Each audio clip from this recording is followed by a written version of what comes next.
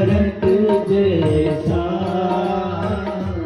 सीता से नारी हो, सीता से नारी हो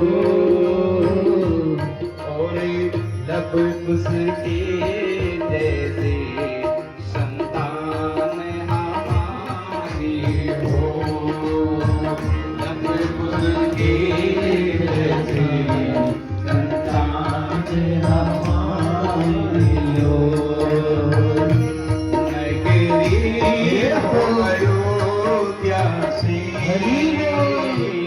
नगरी हो अयोध्या से, रघुकुल सागराना हो, रघुकुल सागराना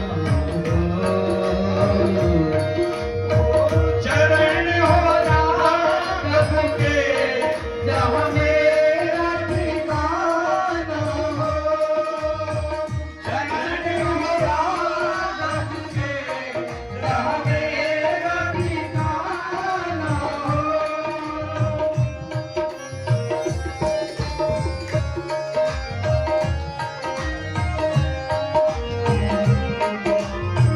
सरदा हो शरण जैसी, सरदा हो शरण जैसी, शबरी सी फती हो, शबरी भक्ति हो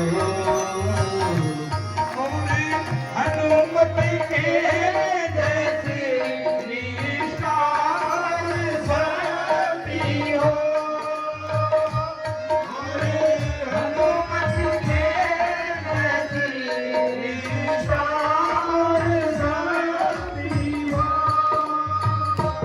नगरी हो अयोध्या से, नगरी हो अयोध्या से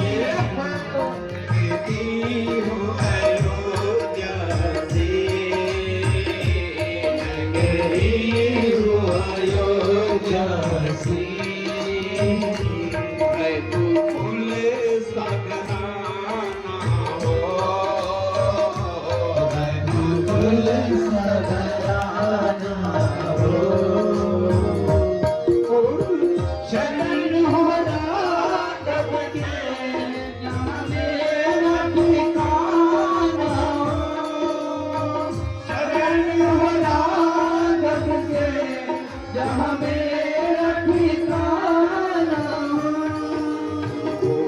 मेरी जीवन मैया हो, मेरी जीवन ये हरि मेरी जीवन नैया हो, मेरी जीवन नैया हो प्रभु राम से मैया हो, प्रभु राम से मैया हो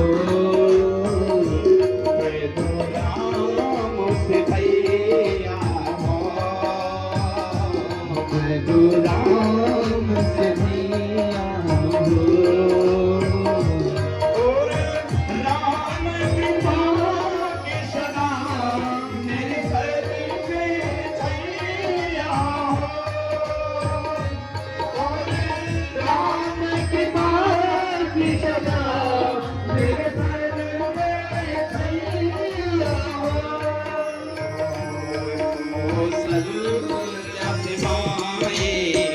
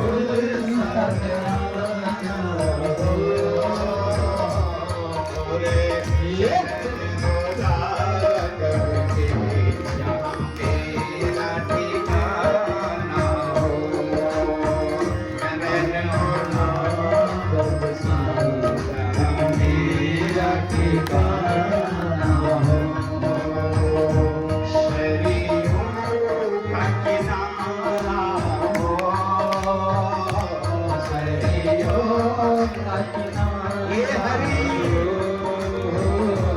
सरियों का किनारा हो सदियों का किनारा हो तीन पल चल धारा हो तीन पल चल काया हो और तरस मेरे भगवान हर घड़ी तुम्हारा हो और तरस मेरे भगवान हर घड़ी तुम्हारा हो गिरी हो अयोध्या से गिरी हो अयोध्या से बुलबुल सागराना हो बुलबुल सागराना हो रे चले राघव के यहाँ मेरा ठिकाना हो चले राघव के यहाँ मेरा ठिकाना हो चरण हो राघव के यहाँ मेरा ठिकाना हो चरण हो राघव के यहाँ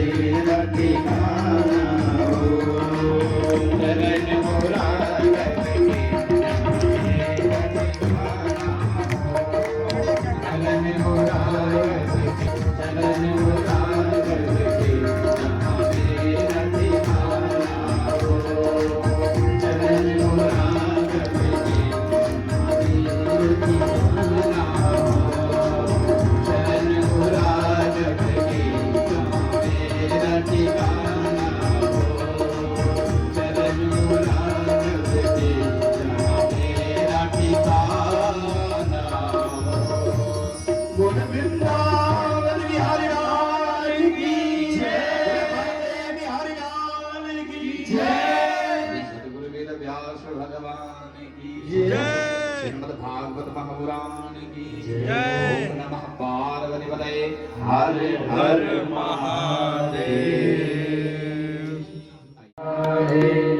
जय जय श्री राधे श्याम। ओम नमः पार्वती पतये हर हर हर महादेव शंभो।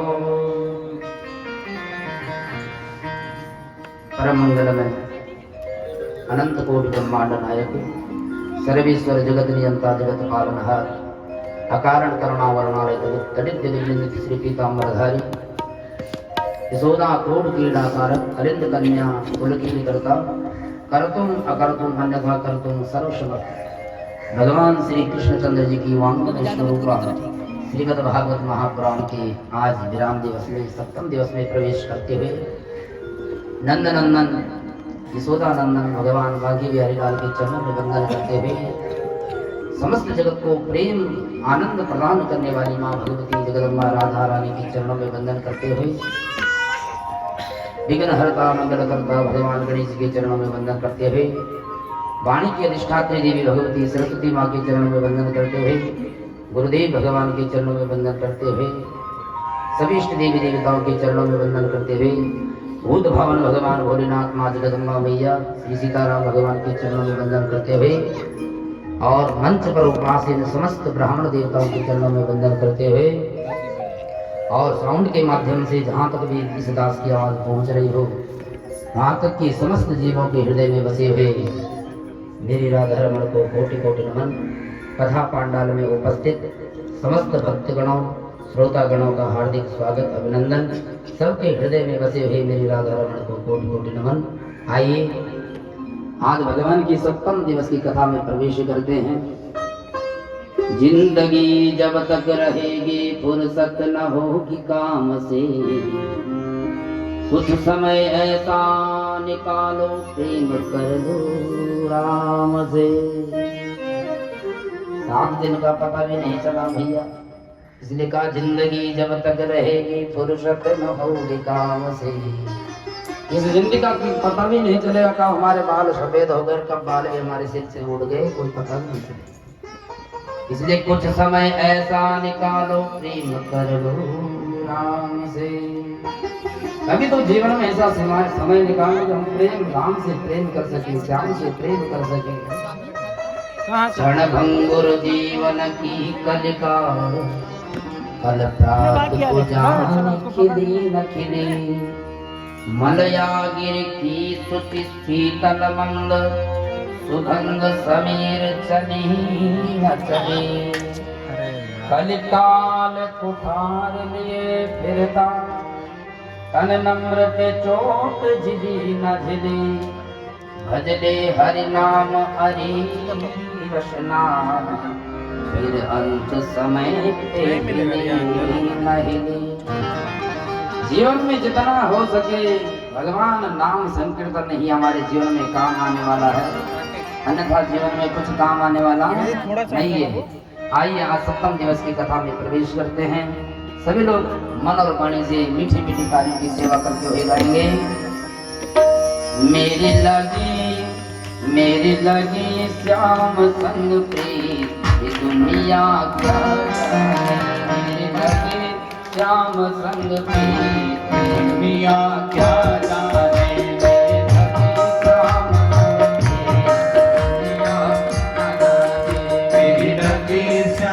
संगति दुनिया क्या जाने। मेरी लगी श्याम संगति दुनिया क्या जाने। मेरी लगी श्याम संगति दुनिया क्या जाने। क्या जाने भाई क्या जाने। क्या जाने भाई क्या जाने। क्या जाने भाई क्या जाने।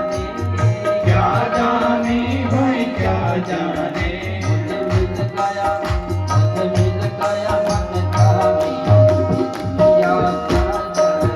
मुझे मिल गया मन का प्रीत दुनिया क्या जाने। मुझे मिल गया मन का मुझे मिल गया मन का प्रीत दुनिया क्या जाने। मुझे मिल गया मन का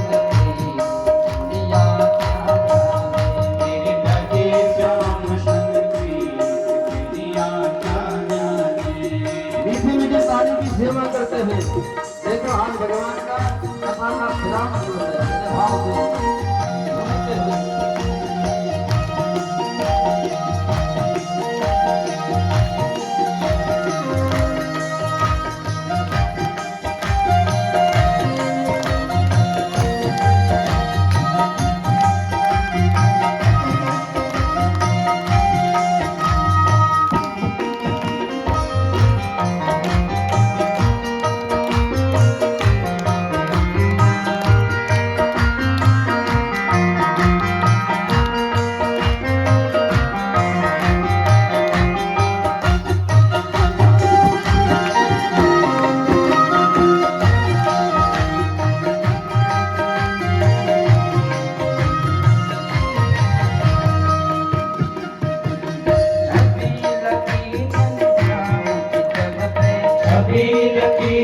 श्याम के जब से वही बाबरी मैं तो तब से। वही बाबरी मैं तो तब से।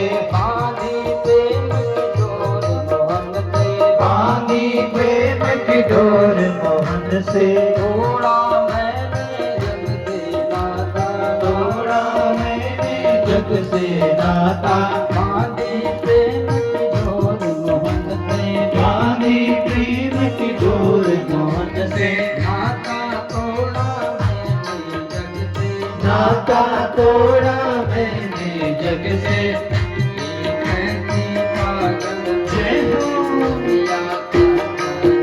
एक ऐसी पागल थी दुनिया क्या जाने।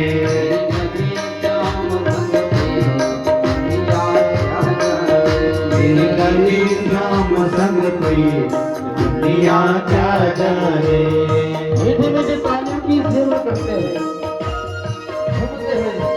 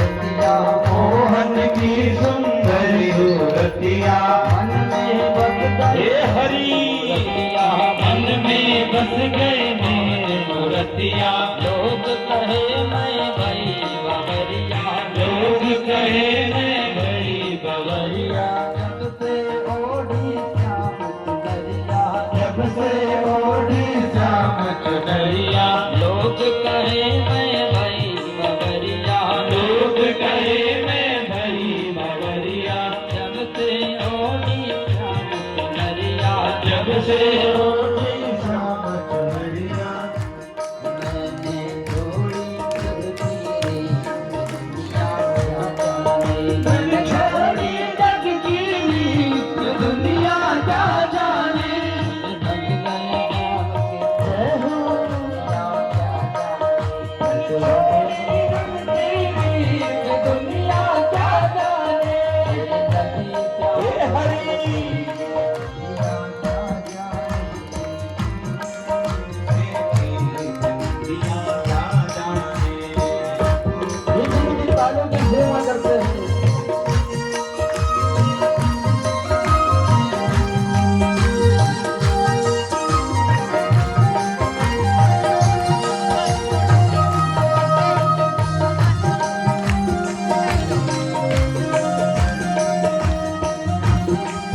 भगवान का किसके साथ में होता है।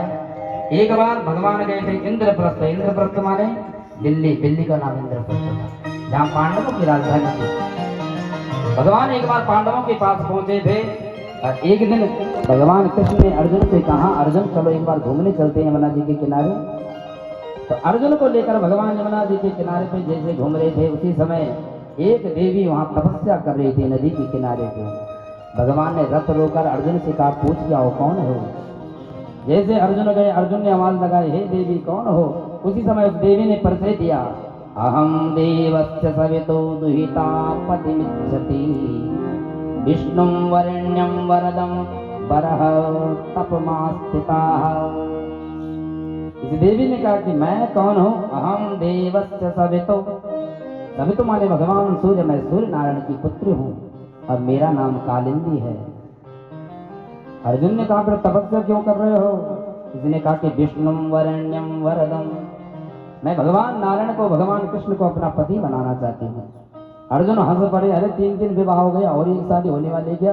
तुरंत दौड़कर अर्जुन भगवान के पास गए, हे कृष्ण आपका बृहस्पति बड़ा तेज चल रहा है, एक शादी के लिए और बैठे वहां पे। कृष्ण कन्हैया ने कहा कोई बात नहीं, एक शादी और कर देते हैं। जंगल की फूल की माला बना लो। उसी समय माला बनाए और कालिंदी के गले में भगवान ने माला डाली। तो उसी समय कालिंदी के साथ में भगवान का चौथा विवाह संपन्न हुआ। बोल कृष्ण कन्हैया लाल की जय। सुखदेव जी कहते हैं कि एक उज्जैन के राजा थे मित्र, बिंद और अरविंद नाम के 2 राजा थे, जिनकी बहन का नाम था मित्रबिंदा। पर लेकिन ये अपनी बहन का विवाह दुर्योधन के साथ में करना चाहते थे। क्यों? इनको मालूम है कि महाराज दुर्योधन कभी न कभी तो राजा बनेगा, क्योंकि इनकी जनसंख्या ज्यादा है। इसलिए अपनी बहन का विवाह दुर्योधन के साथ में करना चाहते थे। और जैसे स्वयंवर रखा गया, उसी में भगवान कृष्ण भी पधारे। मित्रावृंदा ने जैसे भगवान कृष्ण को देखा तो किसका दुर्योधन किसका कुछ, उसी समय जाते हुए भगवान कृष्ण कन्हैया के गले में माला डाल दी और भगवान ने उसके गले में माला डाल दी। इस प्रकार से 5वां विवाह मित्र वृंदा के साथ भी संपन्न हुआ। बोल कृष्ण कन्हैया लाल की जय। सुखदेव जी कहते हैं छठा विवाह किसके साथ में हुआ? एक कौशल नरेश थे जिनका नाम था नगनजित राजा, इनकी पुत्री का नाम था सत्या देवी। लेकिन इन्होंने शर्त रखी थी, मेरे साथ बलिष्ठ बैल है, ताकतवर बैल है, जो भी इनको एक ही साथ में नथ देगा उनके साथ में अपनी कन्या का विवाह करूंगा। बड़े बड़े राजा आए, पूरे विश्व के राजा आए, लेकिन कोई भी एक साथ नथ नहीं पाया। किसी ने लात गाई, किसी ने कुछ गाया, किसी को धक्का मारकर बैलों ने बाहर फेंक दिया। एक दिन कृष्ण कन्हैया आए, उन्होंने एक ही साथ और एक ही रस्सी से सातों बैलों के नथ को नथ दिया। उसी समय नग्नजित ने अपनी पुत्री सत्या देवी का विवाह भगवान के साथ में संपन्न कर दिया। इस प्रकार से भगवान के कितने विवाह हो गए? 6 विवाह संपन्न हुए। बोल कृष्ण कन्हैया लाल की जय। एक विवाह भगवान ने श्रुतकीर्ति की पुत्री के साथ में, जिसका नाम था भद्रा। भद्रा ने अपनी पुत्री का विवाह भगवान कृष्ण के साथ में संपन्न किया। इस प्रकार से कितने हो गए? 7 विवाह हो गए। और 8वां विवाह भगवान ने किया, एक मगध नरेश के राजा थे, उन्होंने शर्त रखी थी, जो भी मछली पे, शीशे पे देखे मछली पे जो निशाना आंख में मारेगा उसके साथ में अपनी कन्या का विवाह करूंगा। बड़े बड़े राजा आए, सफल नहीं हुए। भगवान कृष्ण आए, भगवान ने जैसे ही बाण चलाया और मछली की आंख में जैसे लगा तो उस लक्ष्मणा ने विवाह भगवान के साथ में संपन्न कर दिया। इस प्रकार से कितने विवाह हो गए? 8 विवाह। 8 विवाह तो भगवान के अलग अलग जगह हुआ, कोई बारात नहीं गई, कोई ढोल नहीं गई, कोई बाजे नहीं गए। कृष्ण कन्हैया बड़े छली है महाराज। अब सुखदेव जी कहते हैं परीक्षित 8 विवाह तो अलग अलग हुए, लेकिन 16,100 विवाह एक ही साथ में एक ही मंडप में हुए। परीक्षित ने पूछ दिया, गुरुदेव जरा इस कथा को भी सुनाइए। तब सुखदेव जी कहते हैं, पाग ज्योतिषपुर का एक राजा था जिसका नाम था नरकासुर। भूमि का पुत्र होने के नाते से क्या कहते थे? भौमासुर कहते थे। बड़ा ही प्रतापी राजा था, राक्षस कुल में पैदा हो रखा है। इतना प्रतापी था महाराज, इसने संकल्प किया था, जब तक 20,000 कन्याओं का हरण नहीं कर दूंगा तब तक विवाह नहीं करूंगा। और इसने हरण करते करते 16,100 जब संख्या हो गई तो भगवान को जब पता चला तो भगवान इनको मुक्त करने के लिए चल पड़े। सवार्यो गरुड़ारूढ़ा प्राग ज्योतिषपुरम ययो। प्राग ज्योतिषपुर में भगवान रथ लेकर चल पड़े और जैसे इस भौमासुर के उस राज्यसभा में प्रवेश किया, उसी समय मुर नाम का एक दैत्य था जो भगवान को मारने के लिए जैसे दौड़ा, मारने के लिए जैसे आया, तो उसी समय भगवान ने अपने सुदर्शन चक्र के माध्यम से मुर नाम के दैत्य का अंत कर दिया।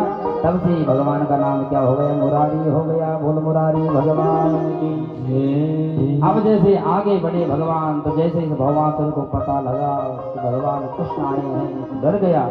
बड़ा भयंकर युद्ध भगवान कृष्ण के साथ में होता है। अंततो गत्वा भगवान ने अपने सुदर्शन चक्र के माध्यम से नरकासुर को वहीं जमीन में लटा दिया, खत्म कर दिया। अब जब भौमासुर मर गया तो इसकी 16,100 कन्याएं कैद कर रखी थी जेल खाने में। भगवान ने उनको मुक्त किया और सबसे कहा कि जाओ अपने अपने घर। और उन देवियों ने हाथ जोड़ के कहा, प्रभु यदि आपने हमारा परित्याग कर दिया फिर हम जाएंगे कहाँ? इस दुष्ट नरकासुर का हम पे हाथ लग गया है। यदि हम घर जाएंगे तो कोई भी हमारे साथ में विवाह नहीं करेगा। अब तो हम कलंकित हो चुके हैं, हम कहाँ जाएं? भगवान ने कहा, जिसके लिए सबके दरवाजे बंद हो गए उसके लिए कृष्ण कन्हैया के दरवाजे खुले हैं। और भगवान ने उसी समय 16,100 माला ली और सभी देवियों में एक ही साथ में डाल दिए। कितने हो गए? 16,108 विवाह हो गए। बोलो कृष्ण कन्हैया लाल की जय। इस प्रकार से भगवान के 16,108 विवाह संपन्न हुए। 1 2 नहीं, 16,108। भगवान सुखदेव जी कहते हैं, भगवान कृष्ण के प्रत्येक रानी से 10 पुत्र और 1 पुत्री का जन्म हुआ। संख्या होती है 1,63,080 तो पुत्र हुए और 16,108 कन्याएं हुई। अब हिसाब लगा देना भैया, और कल या परसों बता देना फोन करके कितने हुए।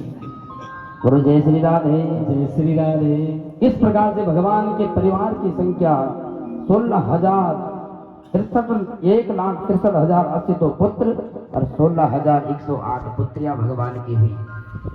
इस प्रकार से सुखदेव भगवान कहते हैं, हे परीक्षित, एक बार बलराम जी महाराज कहाँ गए? वृंदावन। बलराम जी ने कहा कृष्ण कन्हैया बहुत वर्ष हो गए पर लेकिन वृंदावन नहीं गए। इस बार वृंदावन जो भी इस चने को खाएगा वो दरिद्र हो जाएगा। सुदामा जी ने भगवान कृष्ण को चने नहीं खाने दिए। भगवान याद दिला रहे सुदामा जी बचपन की यादें हैं। सुदामा जी की आंखों से आंसू आ गए। सुदामा जी कहते हैं कि कृष्ण कन्हैया गुरुदेव भगवान की कितनी कृपा है हमारे पास। हमेशा जब भी लकड़ी बीनने के लिए जाते थे, घर वापस आते थे, हमेशा गुरुदेव आशीर्वाद देते थे। तुष्टो हम भोध श्रेष्ठा सत्या संत मनोरथा। हमारे गुरुदेव हमेशा आशीर्वाद देते थे कि जाओ तुम्हारी सारी मनोकामना पूरी हो। अब तो भगवान ने पूछ लिया, हे सुदामा जी कुछ तो लाए होंगे, बताओ तो सही। सुदामा जी ने कहा दारी के बार बार यही पूछेगा कुछ लाया है? कुछ नहीं लाया, मेरे घर में है क्या? कुछ नहीं लाया। और भगवान को पता है कि ये तो चावल लेके आ रखा है। इसलिए भगवान ने कहा, हे सुदामा जी संकोच मत करो, तुम्हें मालूम नहीं कि मेरा स्वभाव कैसा है। पत्रम पुष्पम फलम तोयम यो मे भक्त्या प्रयच्छति तदहं भक्ति उपहृतम अश्नामि प्रयतात्मनः। भगवान कहते हैं, हे सुदामा जी तुम मेरे स्वभाव को भूल गए क्या? मेरे को कोई यदि पत्ता चढ़ा देता है, जल चढ़ा देता है, फूल चढ़ा देता है, मैं उसी से प्रसन्न हो जाता हूँ। तुम्हारे पास जो वस्तु है मुझे दे दो। सुदामा जी संकोच कर रहे, नहीं दे रहे। सुदामा जी ने पोटली अपने इस हाथ के नीचे दबा रखी है, दे नहीं रही है। भगवान कृष्ण ने कहा, अरे सुदामा जी कोई बात नहीं, कुछ नहीं लाए हो तो कोई बात नहीं, पर मैं कब से देख रहा हूँ तुमने हाथ ऐसे कर रखा, हाथ में कोई दर्द हो रहा है क्या? मैं तो तब से पाँव दबाते जा रहा हूँ, तेरे हाथ में दर्द हो रहा है? सुदामा जी ने कहा, भैया मेरे हाथ में दर्द नहीं हो रहा है। भगवान कृष्ण कह रहे, तभी तो हाथ ऐसे लगा के दर्द हो रहा है। भगवान कृष्ण ने उसी समय झपट्टा मारा और स्वयं जहार जैसे हाथ पकड़ा, हाथ से पोटली भगवान ने छीनी। और जैसे भगवान ने पोटली छीनी, भगवान ने पोटली को जैसे खोला, इति मुष्टिम सकजग्वादतियाम जग्धुमातदे आवत्थी जग्रे हस्तं तत्परा परिनिष्ठिनाम। जैसे भगवान ने उस पोटली को खोला और पोटली में जैसे दिव्य चावल को देखा तो भगवान बड़े आनंदित हो गए। भगवान ने एक मुट्ठी चावल लिया और जैसे उस मुट्ठी चावल को खाया, पूरा एक साम्राज्य का राज सुदामा जी को प्रदान कर दिया। अब जैसे एक साम्राज्य का राज्य प्रदान किया, द्वितीयाम जग्धुमाददे, दूसरी मुट्ठी जैसे भगवान कृष्ण ने जैसे खाने के लिए उठाई, तावत्थी जग्रे हस्तं, उसी समय भगवती लक्ष्मी ने हाथ पकड़ दिया। प्रभु पूरा ब्रह्मांड तुमने सुदामा जी को दे दिया, क्या मुझे भी देना चाहते हो? यदि आपने दूसरी मुट्ठी खा ली तो मेरे को भी जाना पड़ेगा, लक्ष्मी को भी जाना पड़ेगा। तावत्थी जग्रे हस्तं तत्परा परिनिष्ठिना, पूरी ब्रह्मलोक को भी देना चाहते हो क्या? कैलाश को भी देना चाहते हो? पर भगवान तो सब कुछ देने लग गए क्योंकि दयालु है परमात्मा। लक्ष्मी जी ने रोक दिया कि कृष्ण कन्हैया मन ही मन में रोका कि ऐसा मत करो। और दूसरी तरफ कह दिया रुक्मिणी ने कि प्रभु आप अकेले खाओगे प्रसाद, ब्राह्मण देवता का लाया हुआ प्रसाद अकेले मत खाओ, कहीं पेट खराब हो जाएगा तुम्हारे, इसलिए सबको बांटो प्रसाद को। अकेले कच्चे चावल खाओगे तो पेट खराब हो जाएगा, इसलिए सबको थोड़ा थोड़ा प्रसाद बांट दो। उसी समय भगवान समझ गए, भगवान ने जो पोटली थी रुक्मिणी के हाथ में थाम दी कि सभी देवियों के प्रसाद को बांट दो। और भगवान ने एक मुट्ठी में पूरा साम्राज्य सुदामा को प्रदान कर दिया। बोल कृष्ण कन्हैया लाल की। अब तो सुदामा जी को पता भी नहीं मेरे को क्या मिल गया, क्योंकि भगवान जब देते हैं तो किसी को बताते भी नहीं है। सुदामा जी तो आनंदित है। यहाँ एकांत में बैठकर सुदामा जी ने को भगवान ने कहा, हे सुदामा मेरी भाभी जी ने ये चावल खाने के लिए दिए हैं तो कोई संदेश भी भेजा होगा, क्या कहा है? सुदामा जी को स्मरण आ गया कि मेरी पत्नी ने क्या कहा था। उसी समय सुदामा जी ने सुना दिया कि उसने संदेश भेजा है, एक मास द्वे पाक में दो एकादश होए, तो प्रभु दीन दयाल ने नित्य प्रतिदिन होए। भगवान ने जैसे संदेश को सुना तो भगवान के आंखें आंसू निकलने लगे। भगवान बड़े ही दुखी हो गए कि सुदामा जी की दशा। उसी समय भगवान ने प्रतिज्ञा कर दी, होनी थी तो हो गई पर अब ना ऐसी होए, भाभी तेरे भवन में नित्य द्वादशी हो। भगवान ने उसी समय संकल्प मात्र से सुशीला भाभी को प्रत्युत्तर दे दिया, हे सुशीला भाभी, आज के बाद तेरे घर में एकादशी नहीं, हमेशा ही द्वादशी ही होगी तेरे घर में। और भगवान ने संकल्प मात्र से दिव्य सुदामा नगरी का निर्माण कर दिया। बोल कृष्ण कन्हैया लाल की जय। इसलिए भगवान जब देते हैं तो बोलते नहीं कि मैंने दिया है। दीनहार कोई और है, भेजत है दिन रैन, लोग भरम हम पर करे आते नीचे ने। रहीम दास जी जब भी दान करते थे तो हमेशा सिर नीचे रखते थे। किसी व्यक्ति ने पूछ लिया, भैया दान करने वाले का तो सर हमेशा ऊपर रहता है, वो कोई माला भी डालेगा तो सबसे पहले फोटो खिंचाएगा, भाई मेरे फोटो आनी चाहिए। लेकिन रहीम दास जी जब भी दान करते थे अपना सिर नीचे करते थे। किसी ने पूछ लिया, अरे रहीम दास जी सिर नीचे क्यों करते हो? तो रहीम दास जी ने कहा, दीनहार कोई और है, भेजत है दिन रैन, देने वाला तो कोई और है, हमें तो केवल माध्यम बना रखा है। लोग भरम हम पर करे आते नीचे नैन, लोग हम पर भरम करते इसलिए मेरी आंखें नीचे रहती है। और कृष्ण कन्हैया लाल की जय। अब तो सुदामा जी ने पूछ दिया, हे कृष्ण तूने तो मेरे बारे में खूब पूछा कि तेरी शादी भई कि ना भई, लेकिन तू भी तो बता तेरी शादी हुई कि नहीं हुई। भगवान कृष्ण ने कहा कि मेरी भी शादी हुई है। सुदामा जी ने कहा दिखा तुझे, कहाँ है तेरी पत्नी? अब तो सबसे पहले रुक्मणी दौड़कर आती है। रुक्मणी जैसे सुदामा जी के चरणों में प्रणाम करते रहे तो सुदामा जी कहते हैं, सौभाग्यवती भव, पति प्रिया भव, पुत्रवती भव। रुक्मणी जी प्रणाम करके चली जाती, तब तक पीछे से सत्यभामा आ जाती है। सुदामा जी ने पूछा, ये भैया ये कौन है? उन्होंने कहा कि जो अभी आई थी वो भी वही है। सुदामा जी ने कहा, बड़े ठाट है भैया, तेरी तो दो शादी कर रखी हैं। अब इनको भी आशीर्वाद दिया, पति प्रिया हो, सौभाग्यवती भव, पुत्रवान भव। तब तक पीछे से फिर जामवंत जी आ गए। जामवंत ने प्रणाम किए, हे ब्राह्मण देवता प्रणाम। सुदामा जी ने कहा, ये कौन है भैया? दो तो तेरी पत्नी, तीसरी कौन आ गई? भगवान कृष्ण ने कहा कि ये भी वही है जो अभी दो आई थी। अब तो सुदामा जी डर गए, भैया क्या 10-5 शादी कर रखी है क्या? भगवान कहते कोई बात नहीं, सब तुम्हारे सामने आ जाएंगी, सब आते रहेंगे, आशीर्वाद देते जो आप पता चल जाएगा। अब तो सुदामा जी आशीर्वाद देते गए, सौभाग्यवती भव, पुत्रवती भव, पुत्रवान भव। अब तो सुदामा जी का हाथ थक गया, इतनी संख्या आने लगी, गला भी बैठ गया भव। अब लास्ट में कहने लगे भव भव भव। अब तो सुदामा जी ने कृष्ण कन्हैया से कहा, हे कृष्ण कन्हैया सच सच बता कितनी शादी, मेरा तो हाथ ही दुख गया, अब आशीर्वाद भी कैसे दूंगा? भगवान ने कृष्ण ने कहा कि अभी तो आधा भी नहीं हुई। 5000 जब पूरी हो गई, भगवान कृष्ण का भी आधा भी नहीं हुई। सुदामा जी कहते बड़ा विचित्र है कृष्ण, तो बचपन से ही ऐसा है, कितनी शादी की है बता तो सही। भगवान कृष्ण कहते मित्र तेरे को बता रहा हूँ, औरों को मत बताना, 16,108 पत्नियां हैं मेरी। अब तो सुदामा जी चकरा गई, इसकी 16,108 पत्नियां हैं। बोल कृष्ण कन्हैया लाल की। अब सुदामा जी कहते हैं, कृष्ण अब बहुत दिन हो गए मुझे, मेरी पत्नी सुशीला भूखी है, वो मेरे बिना खाना तक नहीं खा पा रही, इसलिए मैं जा रहा हूँ। भगवान कृष्ण ने रोकने का दुराग्रह नहीं किया। भगवान कृष्ण ने कहा कि जाओ, और भगवान कृष्ण ने सुदामा जी को विदा किया। सुदामा जी चल रहे हैं, जा रहे हैं, और बार बार पीछे देखते हैं। सुदामा जी को लगा कि दिया लिया तो कुछ है नहीं। सुदामा जी को लगा कुछ तो दिया नहीं, क्योंकि भाभी मेरी पत्नी ने कहा था तो कुछ लेके आना, और इसने तो कृष्ण कन्हैया एक धोती साड़ी तक नहीं दी। महाराज कैसा है? आज जैसे जाते जाते चिंतन कर रहे थे रास्ते में, अब पीछे मुड़ मुड़ के कह रहे कृष्ण मैं जा रहा हूँ, ठीक है? भगवान कृष्ण का कितनी बार कहो जा रहा हूँ। तो सुदामा जी ने कहा कि कुछ संदेश तो दो, क्या बोलूं भाभी को? उन्होंने कहा राम राम कह देना। सुदामा जी ने कहा राम राम तो तुमने वही कह दिया था, यहाँ रास्ते में कहने कोई जरूरी है क्या? मैं कुछ और कह रहा हूँ। भगवान कृष्ण ने कहा भाभी को मेरा प्रणाम कह देना। अब तो सुदामा जी ने कहा कि ये कुछ देने वाला नहीं चलेंगे। सुदामा जी को ये पता ही नहीं कि भगवान ने क्या क्या देखे हैं। अब सुदामा जी चल रहे, हम दरिद्र पापीयान कृष्णास्मी निकेतना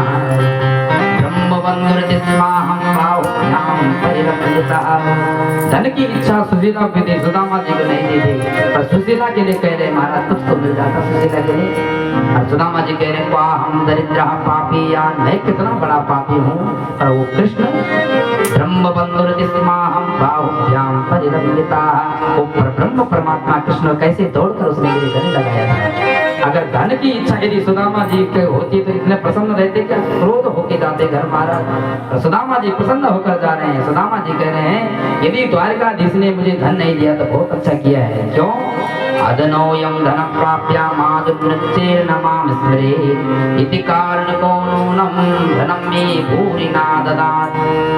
सुदामा जी कहते हैं भगवान ने मेरे लिए बहुत बड़ी दया की है जो मुझे धन नहीं दिया, क्योंकि जब धन आ जाता है तो अभिमान जागृत हो जाता है, भगवान की भक्ति नहीं हो पाती है।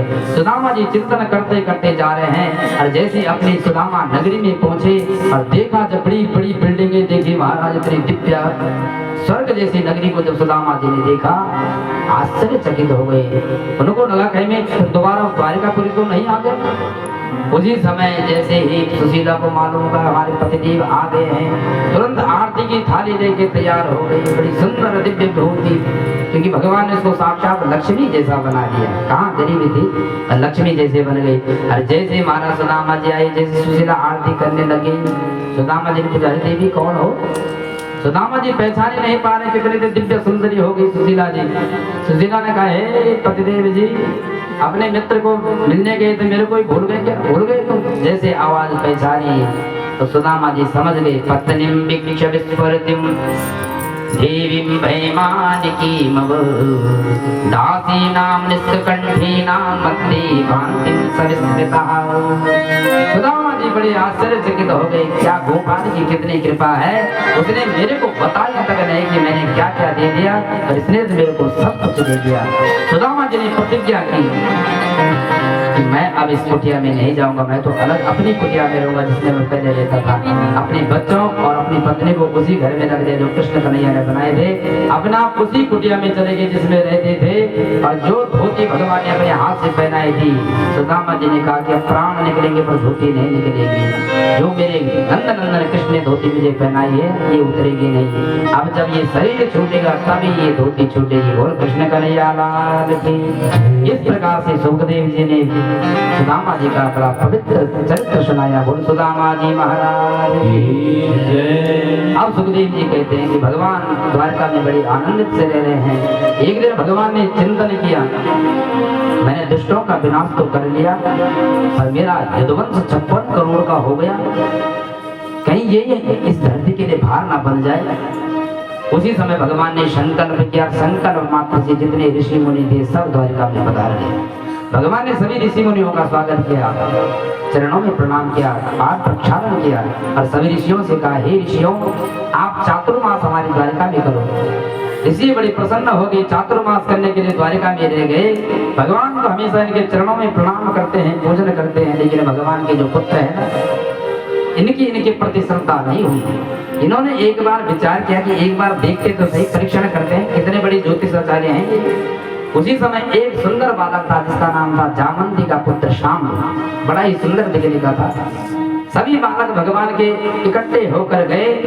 अब विचार बनाए कि ऋषियों को एक बार पूछते हैं कितने बड़ी महात्मा है, देखते हैं जरा। शाम के पेट में बहुत सारे कपड़े पहना दिए और पेट बड़ा हो गया शाम का, और चले गए। सभी प्रणाम किया सभी ऋषियों के, हे ऋषि मुनियों आपके चरणों में प्रणाम। ऋषियों ने पूछा कैसे आना हुआ? इन्होंने कहा कि महाराज हमारे साथ में नई नई भाभी आई हुई, इसकी अभी भी शादी हुई है, पर लेकिन शर्माते बहुत जाता है। प्रष्टुम विलज्जति साक्षात प्रभुता मोह दर्शना। ये शर्माते इसलिए अपने आप नहीं पूछ पाएंगे। महाराज हम ये पूछना चाहते हैं, जो हमारी भाभी जी है ना, इनका पुत्र होगा कि पुत्री होगी? अब तो सभी ऋषि मुनि, कोई नाक बंद कर रहा है, कोई आंख बंद कर रहा है, वहां तो कपड़े बड़े बड़े। महाराज ऋषियों ने देखा महाराज कोई कुछ नहीं बता पाया।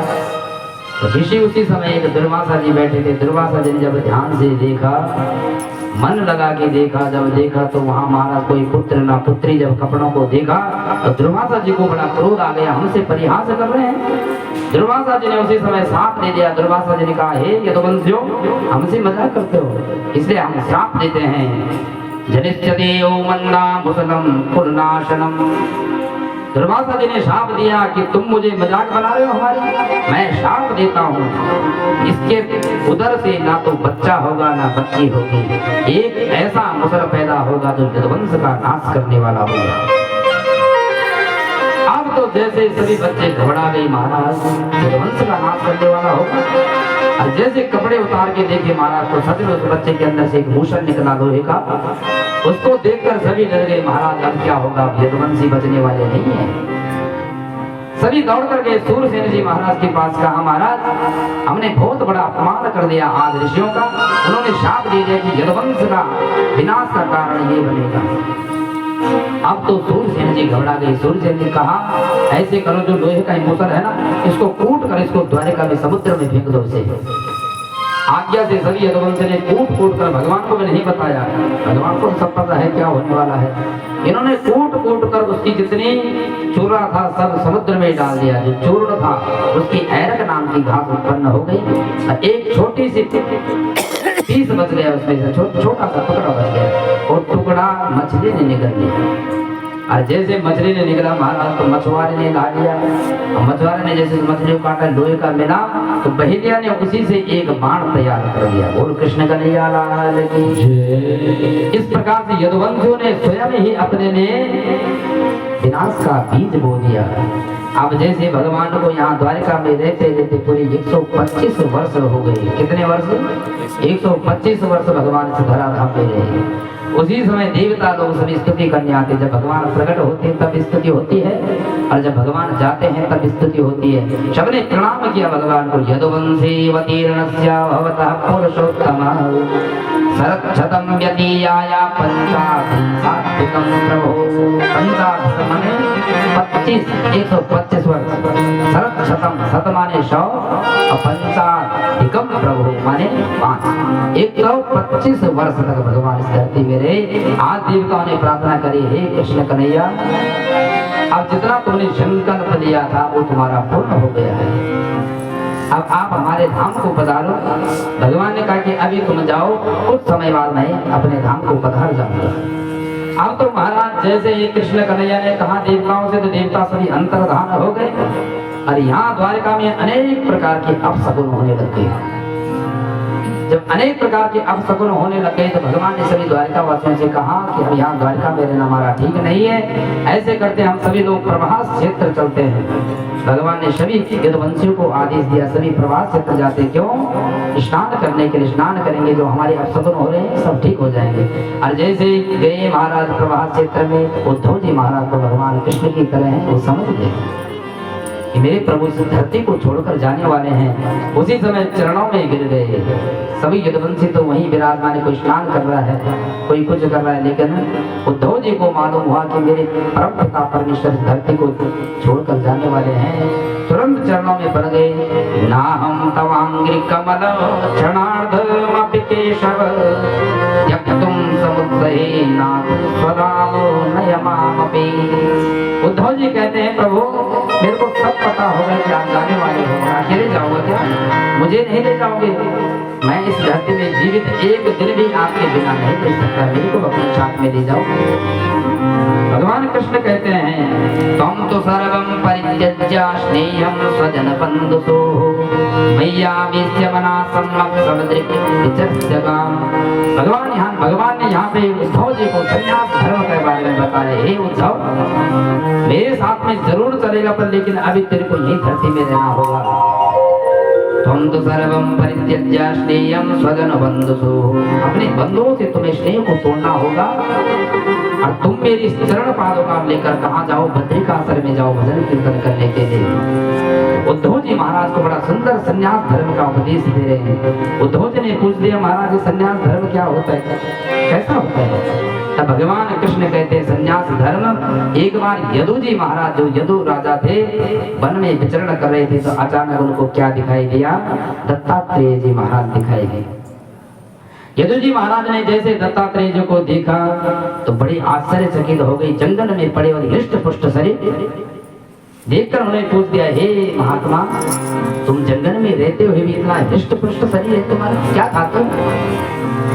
जनेषु दह्यमानेषु कामलोक दवाग्निनाः। हे महात्मा, हे संत भगवान, आप ऐसा क्या खाते हो? आपके अंदर तो किसी प्रकार का कोई विकार नहीं दिखाई दे रहा है। ऐसे प्रसन्न कैसे हो आप? हम लोग तो हमेशा दुखी रहते हैं, प्रसन्न कैसे हो?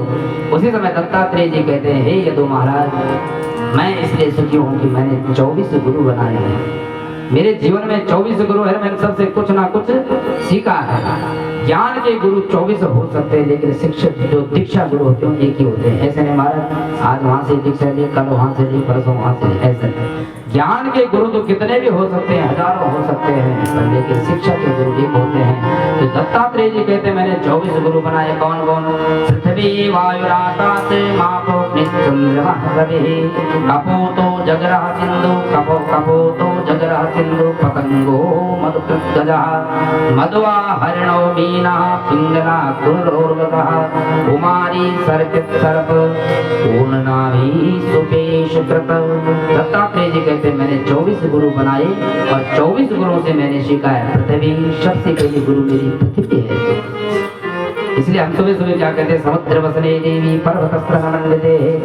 भगवती पृथ्वी बराबर कोई सहनशील नहीं होता है। हम कितने भी गड्ढे कर ले या कुछ कर ले तब बोलती है कि पृथ्वी माता, कभी जीवन में नहीं बोलती। इसलिए दत्तात्रेय जी कहते हैं मैंने पृथ्वी से सहनशीलता सीखी है कि जीवन में कभी क्रोध नहीं करना चाहिए, सहनशीलता जीवन में होनी चाहिए। और वायु को भी गुरु बनाया। वायु से मैंने सीखा जिस प्रकार से वायु समभाव से कहीं विषम भाव नहीं जाता, द्वेष नहीं करता कि मेरे को वहां नहीं जाना, यहाँ नहीं जाना। चाहे गंदगी हो चाहे सुगंध हो, वायु का काम है, उसका चलने का काम है, हर जगह चलेगा। उसी प्रकार दत्तात्रेय जी कहते हैं जिनको मैंने गुरु बना के सीखा कि कभी भी किसी से द्वेष भावना नहीं करनी चाहिए। पृथ्वी वायु आकाश, आकाश को गुरु बनाकर सीखा मैंने। इस संसार में परमात्मा के अलावा कुछ नहीं है। जैसे आकाश का स्वरूप अनंत है, उसी प्रकार परमात्मा का स्वरूप अनंत है। इसलिए मैंने आकाश को गुरु बनाकर सीखा कि सब कुछ इस जगत में केवल परमात्मा है। और अजगर को भी मैंने गुरु बनाया। अजगर से क्या सीखा? अजगर करे न चाकरी, पंछी करे न काम, दास मधुका कह गए सबके दाता राम। अजगर से सीखा है कि हमेशा एक ही जगह में बैठा रहता है, केवल श्वास खींचता है और श्वास के द्वारा ही बकरे को भी निकल जाता है। अज माने बकरा, घर माने निकल जाना। तो जो बकरे को भी निकल देता उसका नाम क्या है? अजगर। गुरु कृष्ण कन्हैया लाल की। तो दत्तात्रेय जी कहते हैं अजगर को मैंने गुरु बना के सीखा है कि हमेशा संतों को एक ही जगह पे बैठा रहना चाहिए, ज्यादा इधर उधर परिश्रम नहीं करना चाहिए महाराज। बोल कृष्ण कन्हैया लाल की। इस प्रकार से दत्तात्रेय के माध्यम से भगवान ने उद्धव जी को समझाया कि इस प्रकार से संन्यास धर्म होता है। उद्धव जी को चरण पादुका भगवान ने दी कि तुम बद्रिकाश्रम की ओर जाओ। उद्धव जी ने आज्ञा प्राप्त करी। और यहाँ क्या होता है? ये आश्रितों में तब सन्निधान। उद्धव जी चरण पादुका लेकर चल गए और जितना भी अंधकार उद्धव जी के अंदर था सब समाप्त हो गया। और भगवान के भजन करते करते बद्रिकाश्रम पहुंच गए उद्धव जी महाराज। यहाँ क्या हुआ? सभी यदुवंशी 56 करोड़ यदुवंशी जब पहुंचे थे तो जब श्राप लगा हुआ था तो सभी यदुवंशियों ने मदिरा पान करना प्रारंभ कर दिया। मदी विलीन हो गई। यदुवंशी ने जैसे मदिरा पान किया तो आपस में इतने मदान्ध हो गए कि उस प्रभास क्षेत्र में जितनी ऐरक नाम की घास थी सबको तोड़ तोड़कर आपस में झगड़ना प्रारंभ कर दिया। और इतना भयंकर युद्ध हुआ यदुवंशियों का आपस में कि 56 करोड़ यदुवंशी सब समाप्त हो गए। जब यदुवंशी सब समाप्त हो गए तो भगवान को लगा कि अब मुझे भी जाना चाहिए। तो बलराम जी सबसे पहले प्रभास क्षेत्र में नदी में प्रवेश करते हैं, नाग का रूप धारण करके शेषनाग के रूप में वैकुंठ में पहले ही चले जाते हैं। बोल शेषनाग भगवान की। इसलिए जब भगवान को जाना आसान की जरूरत है भैया, इसलिए शेषनाग जी पहले जाते हैं। अब कृष्ण कन्हैया को लगा कि मेरा अब जाने का समय आ गया है। तो भगवान उसी समय एक पीपल के वृक्ष के नीचे बैठते हैं। उसी समय क्या होता है? एक बहिलिया जिसने बाण तैयार कर रखा है, उसने जैसे दूर से देखे तो भगवान के बड़े सुंदर लाल लाल चरणों को जैसे देखा तो उसको इसका मन भ्रमित हो गया। इसको लगा कि मृग बैठा हुआ है। उसी समय जैसे इसने बाण चलाया,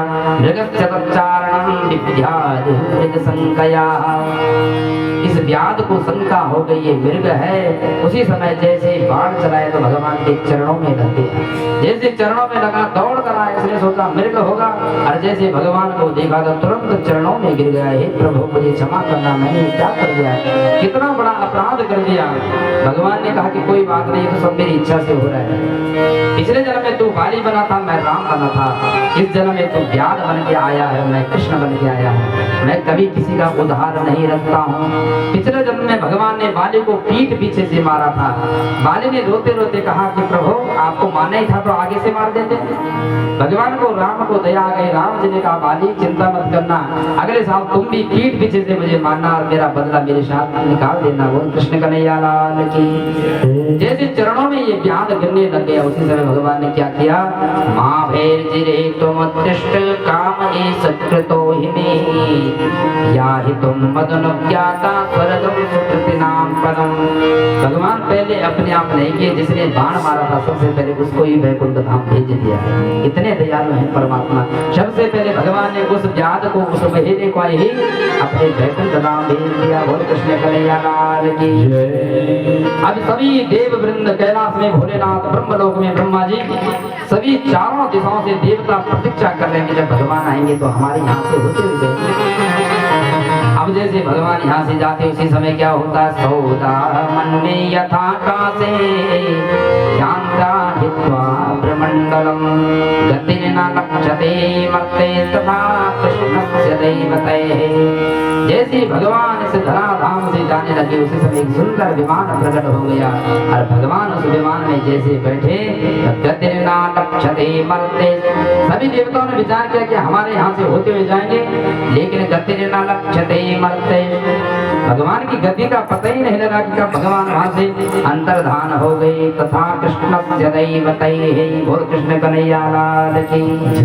भगवान कहाँ गए, एक रूप में तो वैकुंठ में गए और दूसरे रूप में स्वकीयम यद भवेत् तेज तच्च भागवती दधात्। एक रूप में तो भगवान उस वैकुंठ में चले गए, एक रूप में वो कृष्ण कन्हैया श्रीमद् भागवत पुराण रूपी ग्रंथ में विराजमान हो गए।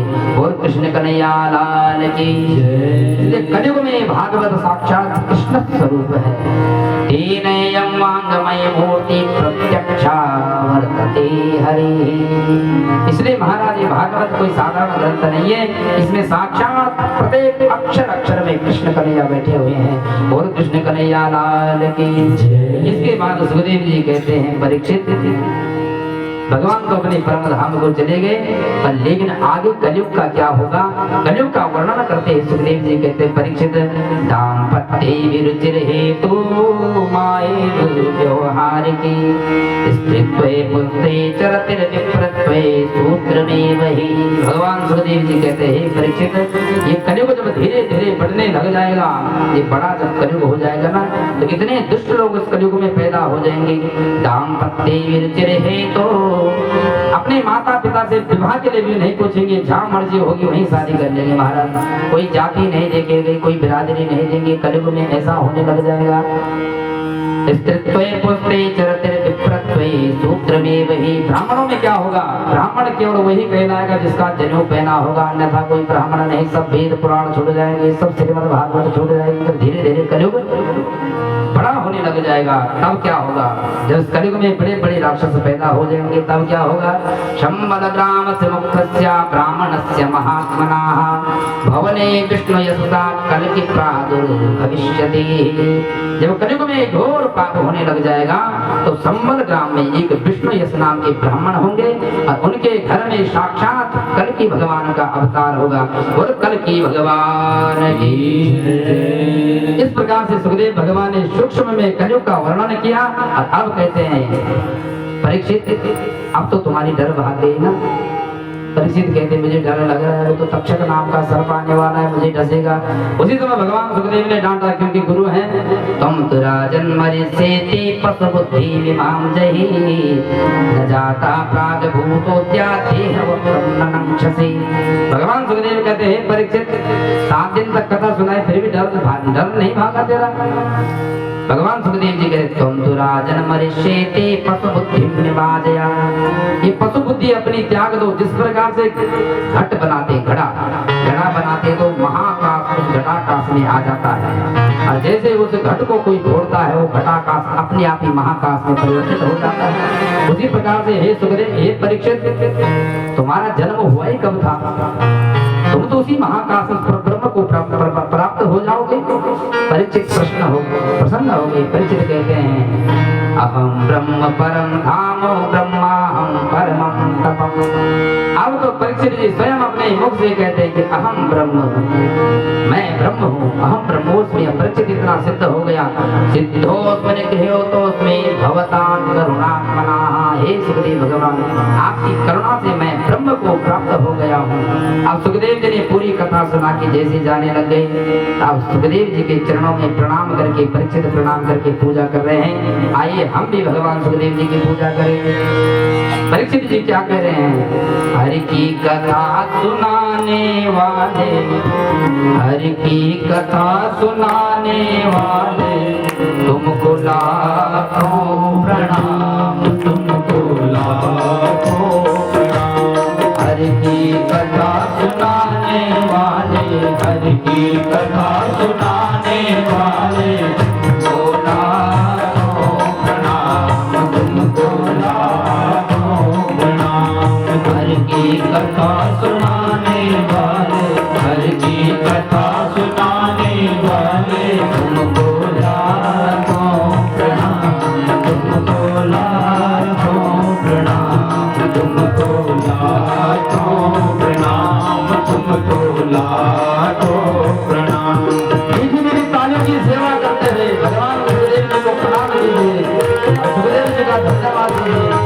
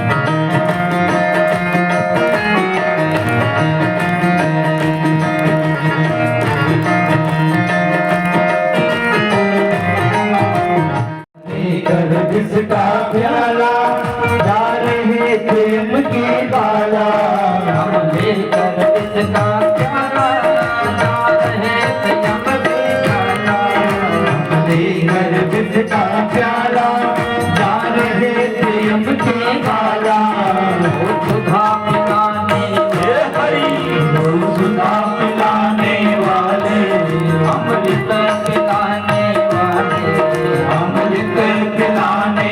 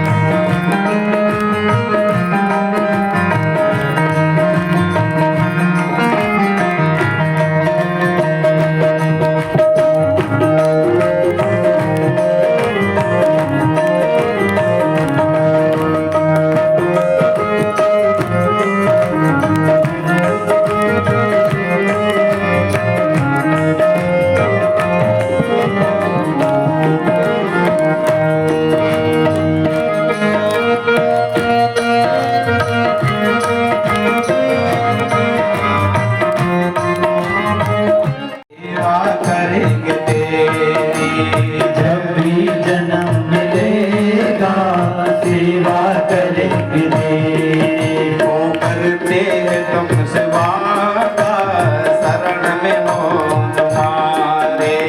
करते तुमसे वादा शरण रहेंगे तेरी। ओ करते तुमसे वादा शरण में रहेंगे तेरे। करते हैं तुमसे वादा शरण रहेंगे तेरे। हर जीवन में साथी बनकर, हर जीवन में साथी बनकर देना साथ हमारा। जन्म जन्म का साथ है तुम्हारा हमारा, तुम्हारा हमारा। जन्म जन्म का साथ है तुम्हारा हमारा, हमारा तुम्हारा। जय हरि।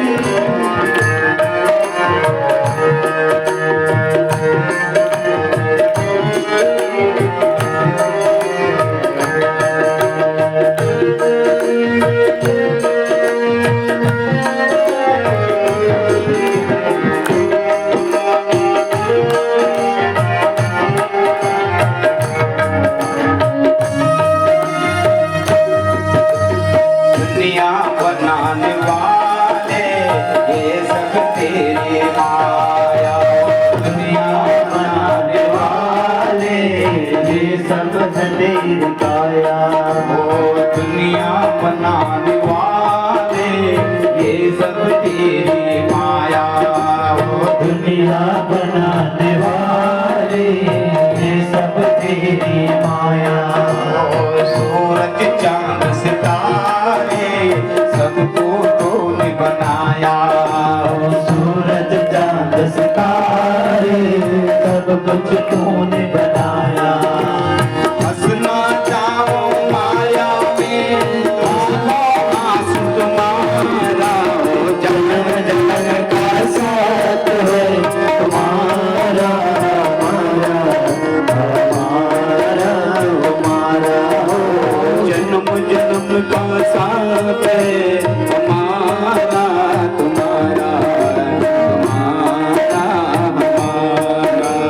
जन्म जन्म का साथ है तुम्हारा हमारा, हमारा तुम्हारा। जब से होश संभाला तब से हमने जाना। जब से होश संभाला तब से हमने जाना। जब से होश संभाला तब से हमने जाना। जब से होश संभाला तब से हमने जाना। तेरी भक्ति मिलेगा जीवन व्यर्थ गवाया। तेरी भक्ति नाम ले जीवन व्यर्थ गवाना। भक्त सुनो इंसान जगत में उनका मारा मारा। हो जन्म जन्म का साथ है तुम्हारा हमारा, हमारा तुम्हारा। जन्म जन्म का साथ है हमारा तुम्हारा, तुम्हारा हमारा। हो जन्म जन्म का साथ है तुम्हारा हमारा, हमारा तुम्हारा।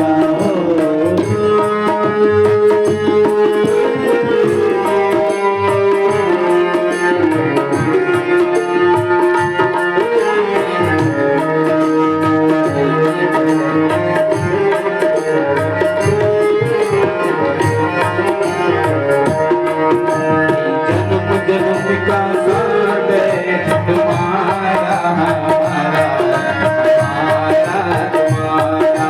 जन्म जन्म का साथ है तुम्हारा हमारा, हमारा तुम्हारा।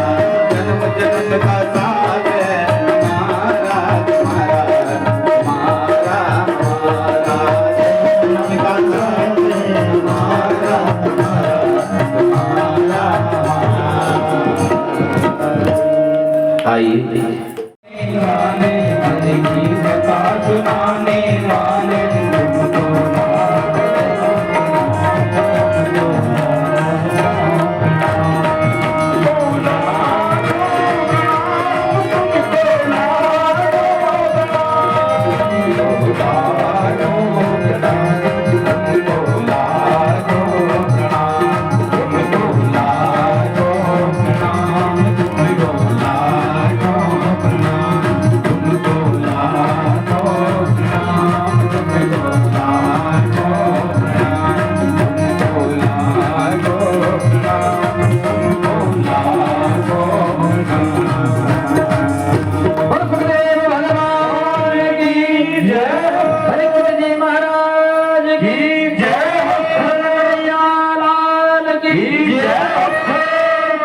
प्रकार से भगवान सुखदेव जी ने दिव्य श्रीमद् भागवत महापुराण 12 स्कंद 335 अध्याय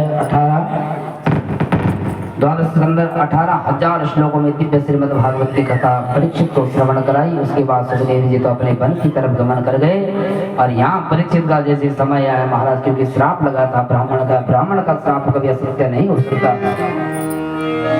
उसी समय जैसे परीक्षित का समय आया तो तक्षक नाम के सर्प से इनको मृत्यु होनी थी। तो तक्षक नाम के सर्प का जब समय आया तो चल पड़ा। जैसे रास्ते में चल रहा था तो उसी समय एक आस्तिक मुनि थे, उनको दया आ गई कि क्या परीक्षित आज खत्म हो जाएगा। उसी समय आस्तिक मुनि ने कहा कि हे तक्षक, तुझे मैं नहीं जाने दूंगा, मेरी इतनी तपस्या है यदि तू उसको खत्म भी कर देगा परीक्षित, मैं उसको पुनः जीवित कर दूंगा। तक्षक ने कहा कि ऐसा नहीं हो सकता है। तो आस्तिक मुनि ने कहा कि ऐसे क्यों नहीं हो सकता, मेरी इतनी तपस्या की है कि मैं पुनः जीवित कर सकता हूँ परीक्षित को।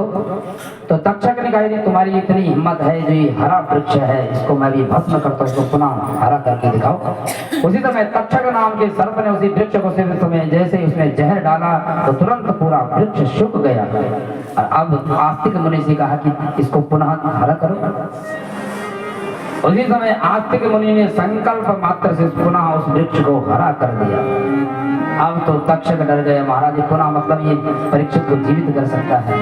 उसी समय तक्षक सर्प ने प्रणाम किया आस्तिक मुनि को, हे आस्तिक मुनि, आप ऐसा मत करना, यदि आपने ऐसा कर दिया तो ब्राह्मण का अपमान हो जाएगा, क्योंकि ब्राह्मण ने जो शाप दिया है तो पूरी दुनिया कहेगी ब्राह्मण झूठ बोलते हैं, इसलिए ऐसा मत करो, तुम्हारा भी बदनाम होगा, तुम भी ब्राह्मण हो।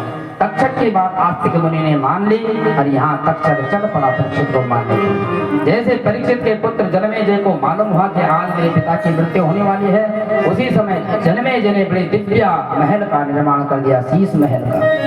कांच के अंदर अपने पिता को बंद कर दिया कि यहाँ सर्प कहाँ से आएगा, जहाँ से हवा तक प्रवेश ना हो तो वहाँ सर्प कैसे आ जाएगा। पर लेकिन जब रखना, जब मृत्यु आती है तो कहीं ना कहीं से उसका आई जाती है। जनमेजय ने भले ही कांच का महल खड़ा कर दिया। उसी समय क्या हुआ, परीक्षित जो शिष्य थे, पूर्ण पाठ चल रहा था, अंदर एक टोकरी में फल लेकर आ गए। उनको ये पता ही नहीं कि जब काल आता है तो किसी भी रूप में आ जाता है। फल जैसे ले आए तो फल में सेब में जैसे वो कीटाणु प्रवेश कर दिया, छोटे रूप में तक्षक ने प्रवेश कर दिया और उस फल का जैसे भगवान को वहीं भोग लगा रहे थे, उसी से तक्षक नाम का सर्प प्रकट हो गया। और तक्षक नाम का सर्प जैसे प्रकट हुआ उसी समय परीक्षित को जैसे डसा। भगवान सूत जी महाराज कहते हैं, ब्रह्मभूतस्य राजर्षे देहो हि गर्दाग्निना बभूव भस्मता सत्या पश्यतां सर्वदेहिनां। जैसे तक्षक नाम के सर्प ने जैसे परीक्षित को छुआ तो परीक्षित का उसी के समय राख का ढेर हो गया और परीक्षित की दिव्य आत्मा निकली और स्वयं भगवान कृष्ण विमान लेकर आते हैं और परीक्षित को अपने धाम को ले जाते हैं। और परीक्षित जी महाराज की जय, कृष्ण कन्हैया लाल की जय। सूत जी महाराज ने ये कथा शौनकादि ऋषियों को सुनाई, सुखदेव जी ने परीक्षित को सुनाई और मैत्रेय जी ने विदुर जी महाराज को कथा सुनाई। अंतिम में सूत जी महाराज शौनकादि ऋषि को एक कथा का समापन करते हैं। आइए अंतिम श्लोक में सूत जी महाराज शौनकादि ऋषियों से कहते हैं, आइए सब लोग उच्चारण करेंगे, एक बार हम बोलेंगे और एक बार आप बोलेंगे। भागवत का अंतिम श्लोक है, एक बार हम बोलेंगे उसके बाद आप बोलेंगे। नाम संकीर्तनम यस्या, नाम संकीर्तनम यस्या, सर्व पाप प्रणाशनम, सर्व पाप प्रणाशनम, प्रणामो दुःख शमन, प्रणामो दुःख शमन, तं नमामि हरिं परम, तं नमामि हरिं परम। बोले कृष्ण कन्हैया लाल की जय, श्रीमद् भागवत महापुराण की जय, आज के आनंद की जय, यजमान परिवार की जय, सभी श्रोता गणों की जय, शंकर भगवान की जय, जगदम्बा मैया की जय, जय जय श्री राधे श्याम। ओम नमः पार्वती पतये, हर हर महादेव।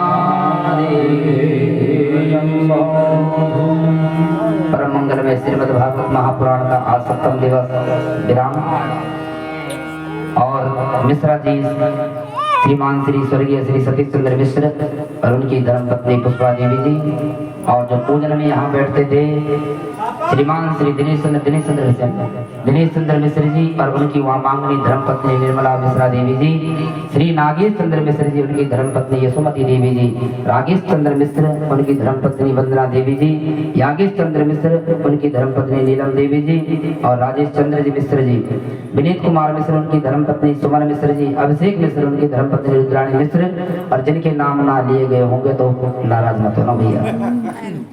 सबके लिए मिश्रा परिवार के लिए बहुत बहुत शुभकामनाएं जो आपने इसी दिव्य श्रीमद् भागवत महापुराण का आयोजन कराया। आप लोगों को मैं बहुत बहुत धन्यवाद देता हूं जिन्होंने इस बालक को इस दिव्य गद्दी में श्रीमद् भागवत महापुराण की गद्दी में बैठने का सौभाग्य प्राप्त किया। मैं बार बार आपको धन्यवाद देता हूँ और विशेष रूप से जो दिल्ली में बैठे बैद्यनाथ बाबा जी हम लोग का भी बहुत बहुत धन्यवाद करता हूँ जो मुझे ऐसा सौभाग्य प्राप्त हुआ। और सबसे विशेष कृपा तो हमारे ऊपर राधा बाबा जी के, जिनके माध्यम से हम आए। अगर राधा बाबा जी से वहां जुड़ते ना फिर कहां से आते। इसलिए आप सभी लोगों का बहुत बहुत धन्यवाद जो आपने ऐसे दिव्य क्षण दिए। ऐसे श्रोता मिलने बहुत मुश्किल होते हैं भैया, क्योंकि 3 प्रकार के होते हैं, एक श्रोता, एक श्रोता और एक श्रोता। सबसे श्रेष्ठ माने जाते हैं श्रोता। एक होता है श्रोता महाराज जो सोता ही रहता है, और जब जजमान सो गए, श्रोता सो गए महाराज, तो व्यास भी अपना आप सो जाएगा। एक होता है श्रोता जो काटता रहता है महाराज, एक दूसरे को अगल बगल का ही कथा सुन रहे, चल घर पकौड़ी खाएंगे। तो सबसे श्रेष्ठ माना जाता है श्रोता। तो आप लोग असली श्रोता हो, आपको देखकर आनंद आया और आपने ही हमारे मुखारविंद से कहलाया। इधर हमारी इतनी हिम्मत नहीं थी कि इतना बोल पाते। तन तंबूरा तार मनो अद्भुत है यह साज, हर के कर से बज रही हर की है आवाज। जिस प्रकार से तंबूरा होता है ना, तो उसमें तार होती है, तो जब तक वो तार हिलाएंगे नहीं तब तक बजेगी नहीं। इस प्रकार से बांसुरी होती है, उसमें जब तक हवा नहीं मारेंगे तब तक बांसुरी बजने वाली नहीं है। उसी प्रकार से श्रोता हो या वक्ता हो एक पुतला है, जब भगवान कृपा रूपी फूंक मारते हैं तभी तो बोल पाते हैं। इसलिए आप सभी लोगों का आशीर्वाद हो जो 7 दिन तक हमें बोलने का सौभाग्य मिला। आप लोगों को बहुत बहुत धन्यवाद। और भगवान कृष्ण कन्हैया से हम यही प्रार्थना करते हैं श्रीमद् भागवत महापुराण से कि आपके जीवन में भक्ति का उदय हो और नित्य निरंतर ऐसे दिव्य अनुष्ठान आपके जीवन में होते रहें और आपके जीवन में कभी धन की कमी ना हो, यश की कमी ना हो, किसी प्रकार किसी वृद्धि की कमी ना हो। भगवान कृष्ण आपको इतना दे कि ताकि आप नित्य निरंतर भगवान कृष्ण की भक्ति करते रहें। और कृष्ण कन्हैया लाल की जय। और मंच पर उपस्थित समस्त ब्राह्मण देवताओं के चरणों में वंदन। हमारे पूजनीय आचार्य जी जिन्होंने 7 दिन तक आपको इतनी दिव्य मीठी आवाज में आपको पूजन सुनाया, आपको आनंद आया होगा। हमारे श्रीमान श्री राकेश तुलजातोड़ी जी, उनके चरणों में मेरा कोटि कोटि प्रणाम। हमारे बड़े भाई के समान है। और हमारे यहाँ पे बैठे रहते थे आचार्य श्रीमान श्री गिरीश रेयाल जी, उनको भी बहुत बहुत धन्यवाद जिन्होंने पूजन से आपको प्रभावित किया। और हमारे बगल में बैठे हैं उप व्यासाचार्य जी हमारे श्री राकेश बलोदी जी, जिन्होंने मूल पाठ से आपके पितरों को धन्य किया, क्योंकि मेन मूल पाठ ही होता है भैया, मूल पाठ होगा तभी तो पितर करेंगे। और हमारे कनिष्ठ भ्राता श्याम सुंदर भट्ट जिन्होंने तबले के माध्यम से अपने तालों से आपको विमुक्त किया, आप सभी को मेरा कोटि कोटि प्रणाम। और हमारे साउंड में भैया इनका बहुत बहुत धन्यवाद, विशेष धन्यवाद आपका, क्योंकि ये साउंड ही ना होता भैया, परसों एक दिन लाइट चली गई थी 10 मिनट के लिए, बड़ी बुरी हालत हो गई भैया। इसलिए आपका बहुत बहुत धन्यवाद। आपके जीवन में धन यश की वृद्धि होती रहे। और विशेष रूप से जो हमको भोजन प्रदान कर रहे हैं, जो भोजन बना रहे हैं, उनका भी बहुत बहुत धन्यवाद। ऐसे अन्नपूर्णा की आपके ऊपर हमेशा कृपा बनी रहे, ऐसे सबको खिलाते रहो, आपके जन्म जीवन में सुख समृद्धि की प्राप्ति हो। और विशेष रूप से मिश्रा परिवार जी को बहुत बहुत धन्यवाद। आपके जीवन में हमेशा ऐसी भक्ति बने ताकि आपके घर में से नित्य निरंतर अनुष्ठान सत्संग होते रहें। इसी के साथ अपनी वाणी को विराम और विशेष निवेदन करना चाहूंगा। हमारे उपव्यासाचार्य जा रहे हैं, 2 शब्द वो भी कहना चाहते हैं। 7 दिन तक उन्हें मूल पाठ किया, उनके शब्दों में आप कुछ सुने और उसके पश्चात उनके बाद हमारे मुख्य जजमान जी अगर 2 शब्द अपनी वाणी में कुछ कहना चाहें वो भी अपने शब्दों को यहाँ पे रखें भागवत महापुराण के बारे में। जय जय श्री राधे, जय जय श्री राधे, जय जय श्री राधे। कृष्णाय वासुदेवाय हरे परमात्मने प्रणतक्लेशनाशाय गोविन्दाय नमो नमः। अज्ञानतिमिरान्धस्य ज्ञानाञ्जनशलाकया चक्षुरुन्मीलितं येन तस्मै श्रीगुरुवे नमः। अखिल कोटि ब्रह्मांड नायक जगनियंता जगदीश्वर लीलाधारी कृष्णचंद्र ब्रजेंद्र नंदन यदुनंदन कृष्ण की बाल लीलाओं का आपने 7 दिन तक श्रवण किया। व्यासपीठ पर उपासीन परम आदरणीय नाना शास्त्री सुकृत भूरि परिश्रम श्रीमान दयानंद जी शास्त्री जी महानुभाव सुनाम धन्या और यजमान परिवार जिन्होंने इतने तन्मयता से इस अनुष्ठान को कराया किया, बड़ी श्रद्धा से आपने श्रवण किया, आप भी बहुत बहुत बधाई के पात्र हैं। समस्त श्रद्धालुगण भगवान के चरणों में अनन्य अनुराग लेकर के पधारे हुए भक्तिमती माता एवं श्रद्धामयी बहने समस्त बधाई के पात्र हैं। मंच पर उपासीन समस्त संगीतज्ञ मर्मज्ञ विद्वांसः। वक्ता कथा नहीं कहता है,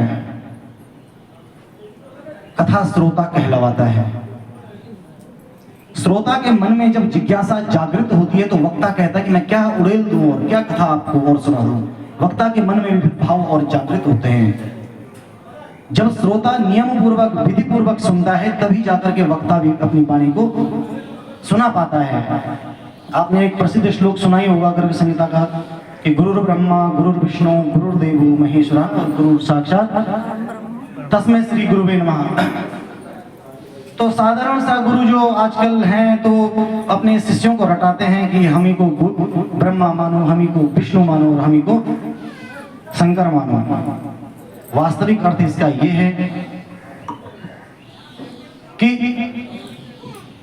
अचतुर्वदनो ब्रह्मा द्विबाहुरपरो हरि अभाल लोचना शंभु। कौन है वो? बोले भगवान बादरायण। जब हम लोग व्यास जी की स्तुति करते हैं तो उनको गुरु का रूप मानते हैं। तो इनके चतुर्मुख 4 सिर तो नहीं है, लेकिन कौन है? बोले चतुर्वदनो ब्रह्मा, ये साक्षात ब्रह्मा ही है। और द्विबाहुरपरो हरि, इनकी नारायण की तरह 4 भुजाएं नहीं है, लेकिन साक्षात कौन है? हरि। ये हो जाए उसके बाद आएगा। और अभाल लोचना शंभु, इनके नास्ति भाले यस लोचनम।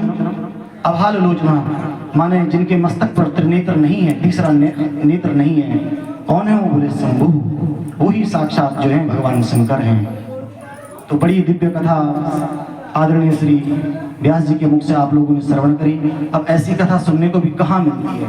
न तो ऐसे श्रोता मिलते हैं, न ऐसे वक्ता मिलते हैं। कर्म से एक भी अध्याय का आदरणीय श्री मिश्रा जी सुन रहे हैं, एक भी अध्याय का त्याग नहीं किया है। और कैसी कैसी कथाएं सुनाई इन्होंने। कल कह रहे थे कि उन छोटी छोटी बच्चियों ने, ब्रज की गोपियों ने, दारिका शब्द है वहां पर, 2 शब्द हैं भागवत में इन गोपियों के लिए। दारिका शीत व्यपिता, स्मृति का उद्घोष है कि 6 वर्षात प्रोक्ता दारिका, 7 वर्षात कुमारिका, 8 वर्षात भवेत गौरी, 9 वर्षात रोहिणी, 10 वर्षात भवेत कन्या, अतः ऊर्ध्वम रजस्वला। स्मृति का उद्घोष है कि 6 वर्ष की कन्या जो होती है वो दारिका होती है, 7 वर्षात तो कुमारी कहा, 7 वर्ष की कन्या को जो है कुमारी कहा जाता है, और 8 वर्ष की कन्या को गौरी कहा जाता है, 9 वर्ष की कन्या को रोहिणी कहते हैं, और 10 वर्षात भवेत कन्या, 10 वर्ष की पूर्ण कन्या हो जाती है। इसके बाद 10 वर्षात भवेत कन्या, अतः ऊर्ध्वम रजस्वला। उसके बाद कन्या धर्म में खतरा है। तो जो 6 वर्ष की कन्या है, नंद ब्रज कुमारिका, हेमंते प्रथमे मासी नंद ब्रज कुमारिका, उन छोटी छोटी कन्याओं ने माता की उपासना करी, भगवती कात्यायनी की उपासना करी और गोविंद को प्राप्त किया। अब इन कथाओं को सुनकर के लोग कहते हैं कि भगवान ने क्या कर दिया, इतनी रास रचाई, इतनी को चीर हरण कर दिया और वस्त्र चुराए। आज इस घोर कलयुग में भी आप विचार करके बताइए कि 6 वर्ष की कन्या के मन में क्या सांसारिक वासना जग सकती है?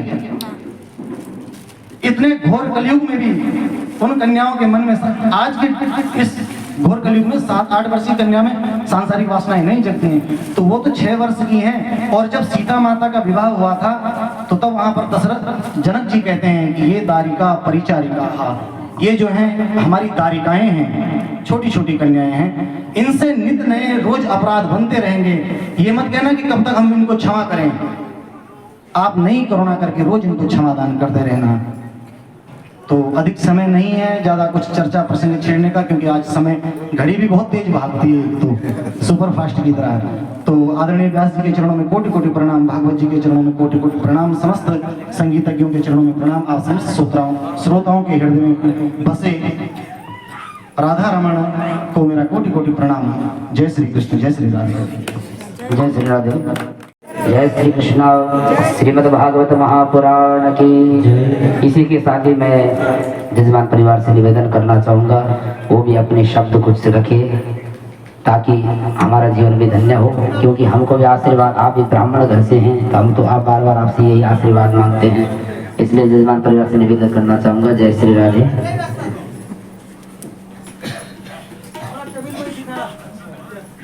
कृष्णं वंदे जगद्गुरु। आज श्रीमद् भागवत सप्ताह पारायण पूर्ण हुआ। आज मेरा मन इतना प्रफुल्लित है कि जिसे मैं शब्दों में व्यक्त नहीं कर सकता। 23 साल पहले हमारे मन में एक इच्छा जागृत हुई थी कि अपने घर में निवास स्थान पर भागवत पारायण कराऊंगा। समय समय पर असुविधाएं आती रही, लेकिन अंत में भगवान श्री कृष्ण की कृपा दृष्टि हमारे ऊपर हुई और उत्साह के साथ हम लोगों ने इसका आयोजन किया। श्री वेदनाथ जी को मैं बधाई देना चाहता हूँ कि उनके सहयोग से मैं आप लोगों तक पहुंच पाया, नहीं तो मुझे कुछ भी जानकारी नहीं थी कैसे ये संपन्न कर सकूंगा। उन्होंने हमें साहस बंधाया और कहा कि हो जाएगी। वो इस प्रोग्राम में शामिल नहीं हो सके, शारीरिक अवस्था ठीक नहीं थी, जिसके कारण थोड़ा सा हम लोगों में असंतोष तो नहीं कह सकेंगे, लेकिन मजबूरी उनके साथ थी तो इसको स्वीकार भी करना पड़ रहा है। क्या करें। आप लोगों ने एक सप्ताह तक यहाँ जो भगवत चर्चा की, विशेष करके व्यासपीठ पर जो बैठे हुए हैं उनको धन्यवाद देना चाहता हूँ। आपकी कृपा से हम लोगों को भागवत के बारे में कुछ विशेष जानकारी प्राप्त हो सकी है। साथ में जो म्यूजिशियन आए हैं उनके बीच में जो भजन सुनने को मिलते थे उसमें हम लोग आनंद विभोर हो जाते थे, तो उनको भी धन्यवाद देना चाहता हूँ। और ये जो कार्य संपन्न हुआ, एक सप्ताह इसमें समय लगे, तो सबों का सहयोग प्राप्त हुआ तभी ये संभव हो सका। और इस दरमियान मेरे मन में कई बार ये बातें आई, ये भागवत पारायण ऐसे नहीं हो सकता है, इंसान चाहेगा तो नहीं कर पाएगा, इसमें सबों की सहयोग की जरूरत पड़ती है। और अंत में जब श्री कृष्णचंद्र जी चाहेंगे तभी पूर्ण होगा। तो इस कारण से मैं थोड़ा अपने को तो जरूर महसूस करता हूँ कि श्री कृष्णचंद्र की दया हमारे ऊपर हुई और मैं इसको आप लोगों के सहयोग से शुरू किया और पूर्ण भी किया। इसमें हमारे भाई जो है उन लोगों का सहयोग तो काफी ही रहा, नहीं तो मैं तो कुछ कर भी नहीं पाता हूँ। मैं चुपचाप बैठा रहता हूँ घर में, वही लोग सभी व्यवस्था करते हैं। और ये साथ में हमारे सगे संबंधी जो आए हैं, रिश्तेदार भी आए हैं बाहर से, उन्होंने भी उत्साह में वृद्धि तो जरूर की है ताकि हम इतनी दूर तक आगे बढ़ सके। और आज ये पारायण समाप्त हुआ। इससे ज्यादा मैं क्या कहूँ, मेरे पास शब्द नहीं है। आप सबों को धन्यवाद देते हुए मैं अपनी वाणी को विराम दे रहा हूँ। सभी लोग खड़े उठेंगे।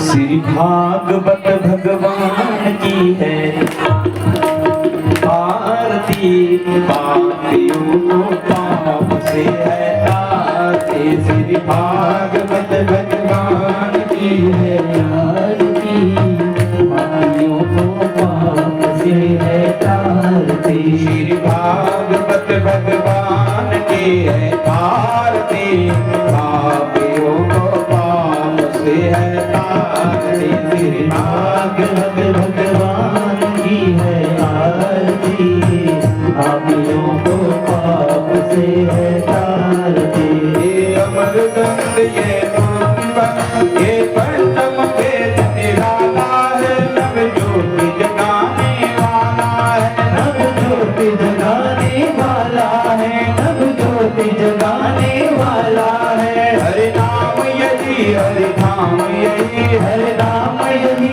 हरि नाम यही हरि नाम यही हरि नाम यही हरि नाम यही हरि नाम यही। ओ जग मंगल की आरती, पापियों को पाप से है आरती। श्री भागवत भगवान की है आरती, पापियों को पाप से है आरती। ये शांत गीत पावन पुण्य पापों को मिटाने वाला है, हर दर्द कराने वाला है, हर दर्द कराने वाला है, हर दर्द कराने वाला है।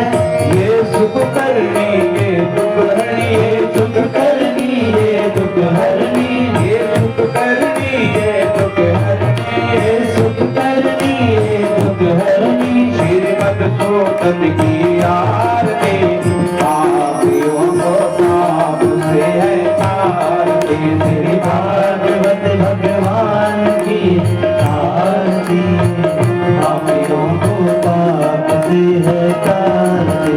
ये मधुर बोल बंद बंद को धनमार्ग बताने वाला है, बिगड़ी को बनाने वाला है, बिगड़ी को बनाने वाला है, बिगड़ी को बनाने वाला है। श्री राम यही घनश्याम यही, श्री राम यही घनश्याम यही, श्री राम यही घनश्याम यही, श्री राम यही राजा राम यही। जगमंगल की आरती, पापियों को पाप से है आरती। श्री भागवत भगवान की है आरती, पापियों को पाप से है आरती। श्री भागवत भगवान की है आरती, पापियों को पाप से है आरती। श्री भागवत भगवान की है आरती, पापियों को पाप से है आरती। कर्पूर घोर करुणावतार, संसार सार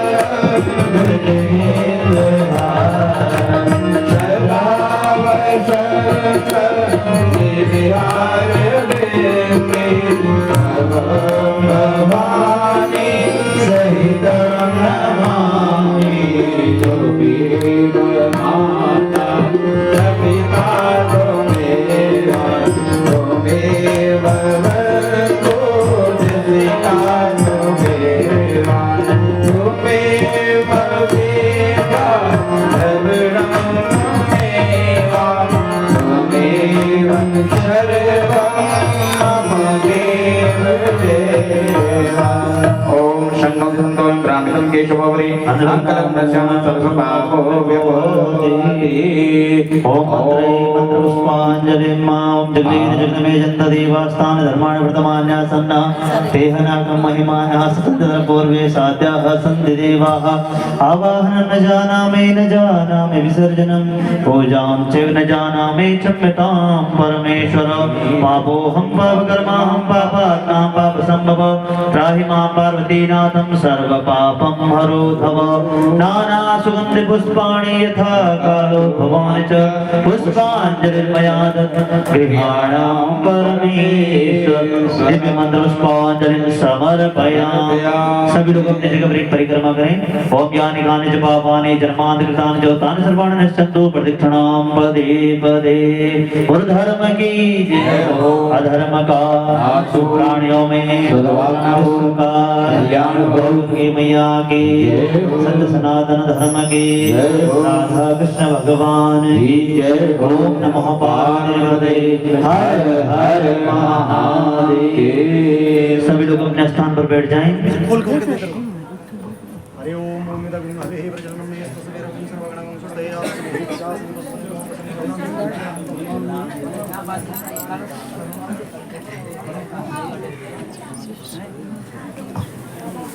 सभी जवान परिवार अपने अपने स्थान पर बैठ जाएं। सबको कलश का अभिषेक और उनको प्रसाद दिया जाएगा। सभी लोग अपने स्थान पर बैठ जाए और भाई तरफ पत्नी और दाहिने तरफ अपने आप बैठेंगे। सफल आशीर्वाद होना है और उसके बाद आप लोग दान दक्षिणा जो भी ब्राह्मणों को देना चाहते हैं इसके बाद आप लोग दे सकते हैं। पहले ब्राह्मण आप लोगों को आशीर्वाद देंगे, उसके बाद जो है दान का जो है नियम है। सभी लोग अपने स्थान पर बैठ जाएं अभी। और हमारे आचार्य जी कलश उठा करके अभिषेचन करेंगे। स्वस्ति वाचन का मंत्र को पढ़ते हुए सभी लोग बैठ जाएं। आरती सभी लोग लीजिए। आरती सभी लोग लेकर के और अपना स्थान पर बैठ जाएं और आशीर्वाद देना है। सभी लोग बैठ जाए, खड़े न रहें। आप सभी से मेरा निवेदन है कि आप सभी लोग बैठ जाएं।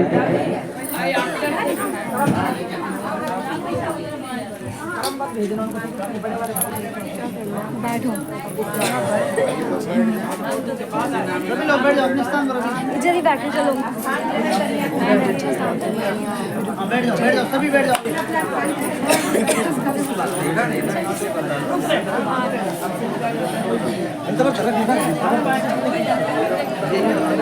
ये तो कर हम सब लोग बैठ जाओ बाहर तरफ निकाल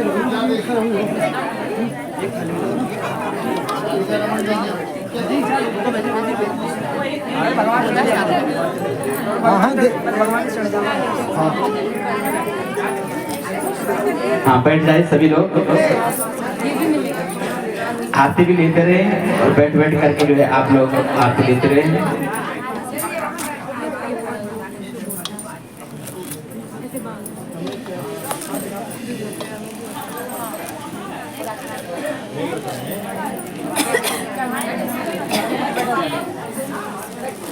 कर्म पद बैठ जाए भाई लोग, आप लोग कर्म पद बैठ जाए। उसके बाद जब सफल हो जाए तो व्यासपीठ से आप लोग आशीर्वाद देते रहेंगे। कर्म पद से आप लोग व्यासपीठ पे जाएंगे।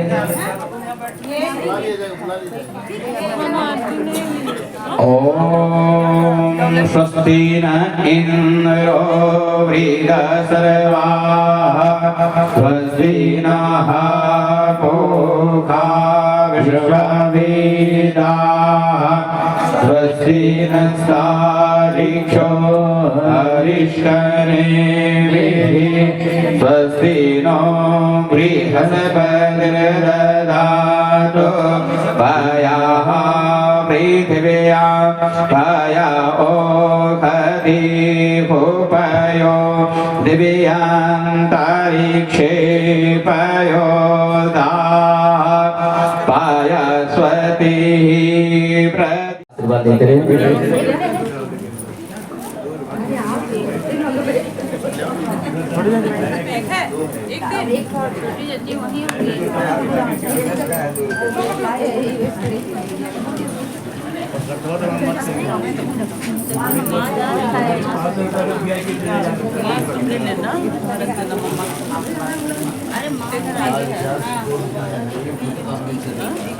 आप मेरा बैग है ना पैसा गिर रहा है जो कुछ देख रहा है बड़ा पैसा गिर रहा है पैसा दे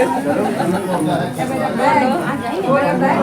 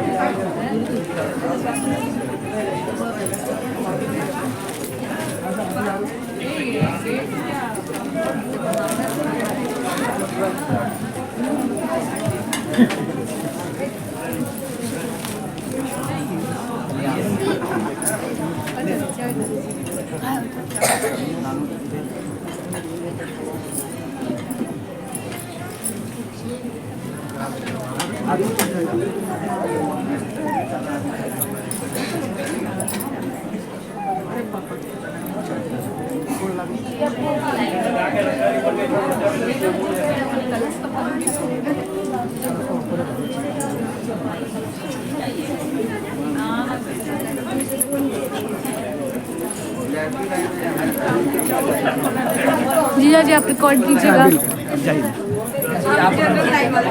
जी जी ये आपका है ना?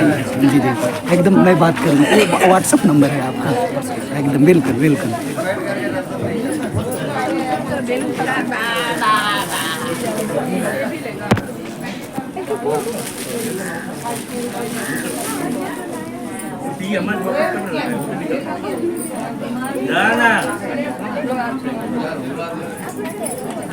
जो निकल गया तो दे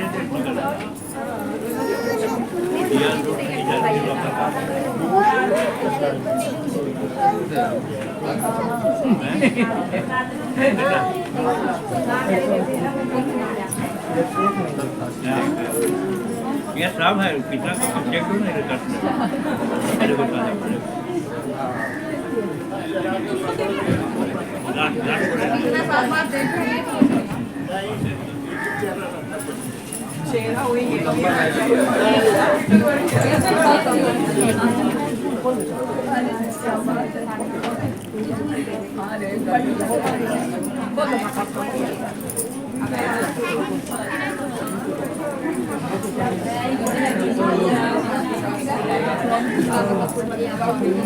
पैसा गिना था।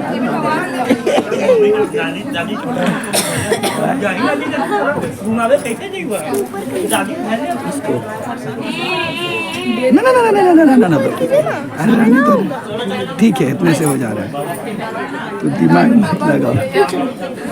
ठीक है अरे ठीक है बेटा, अरे करने दो ना, रहने दो, तुम अपना दिमाग मत लगाओ। अरे तुम जाओ ना, अभी निकलना है, अरे खराब हो जाएगा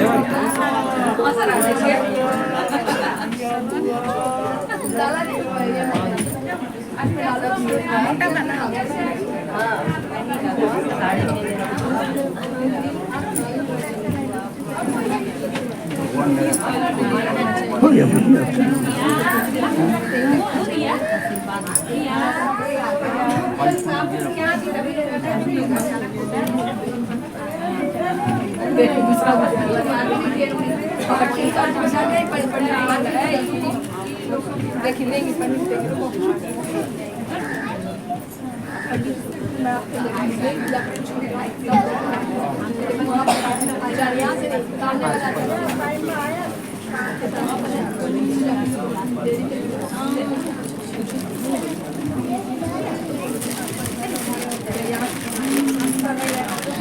दीजिए ना, यहाँ पर कुछ अरेंज कर दें क्या नीचे? कर सकते यहाँ पर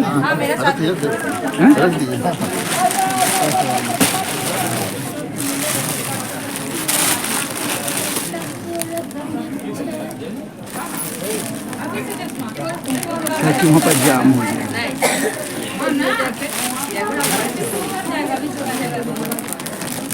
सारा उस तरफ एक पैकेट दो,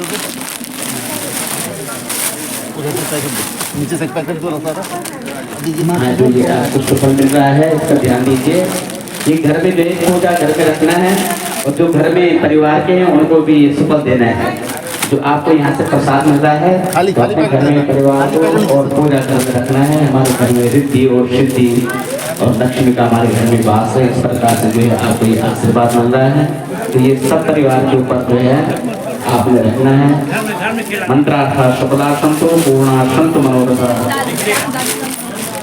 हाँ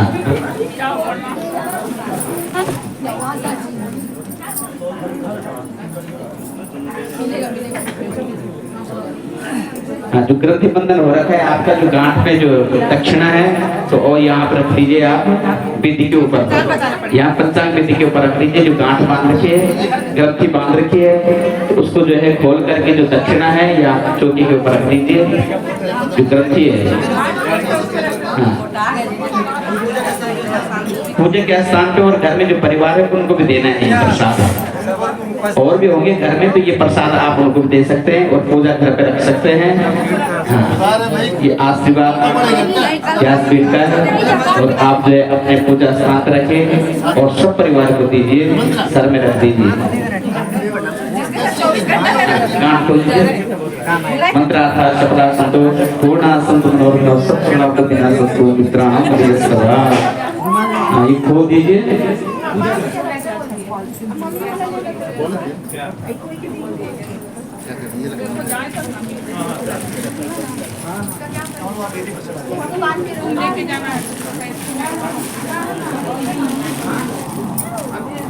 इसको खोल के रख देना। हाँ यही तो मिला ना भाई, बड़ी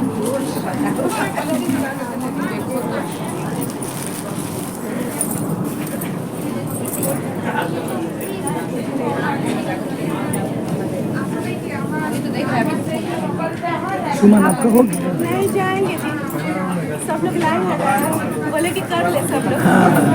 अर्चना दीदी आपका आशीर्वाद देते रहिए। मित्र मंडल से आप लोग आशीर्वाद देते रहे। सभी लोग मंत्रार्थ सफला संतो पूर्णा संतो मनोरथ शत्रुनाशस्तु मित्राणाम परियस्तवा। मंत्रार्थ सफला संतो पूर्णा संतो मनोरथ शत्रुनाशस्तु मित्राणाम परियस्तवा। सभी लोग आशीर्वाद देते रहे।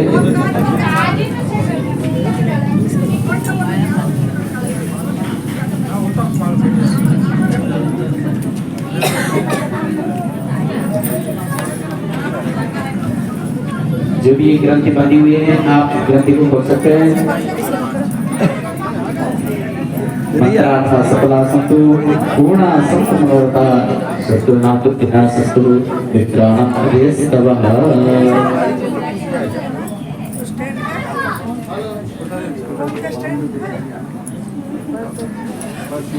ठीक हो रहा है रिया, देखिए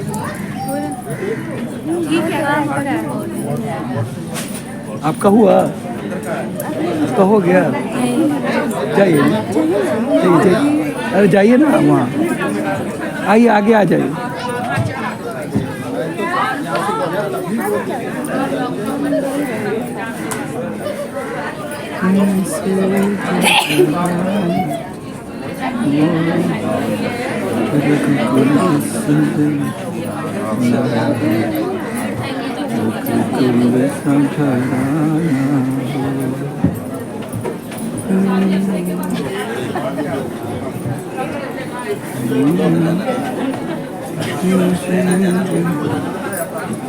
मनोज जी हरियाली जगह आ जाइए।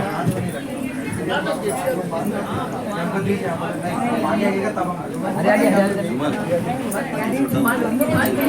हमको वहाँ से वही हवन का कोई भी चीज अपने हाथ में वही रखना चाहिए, इसलिए हम आपको नहीं दे रहे पूजा के स्थान पर। मालूम है कि लोग मांग रहे हैं, हाँ थोड़ा सा ले छूट जाता है। कम से कम हर लोग इस मेमोरी में सेव तो हो जाए। बहुत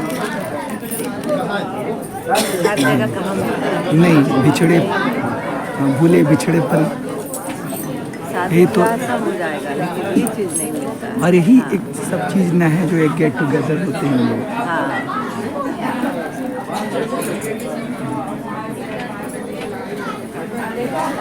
2000 के पहले ये सब चीज़ था ही नहीं, आए लोग गए पता ही नहीं चला। और अब तो ऐसा है कि मेमोरी में फिट कर दीजिए तो कुछ लोग दिन तक देखें।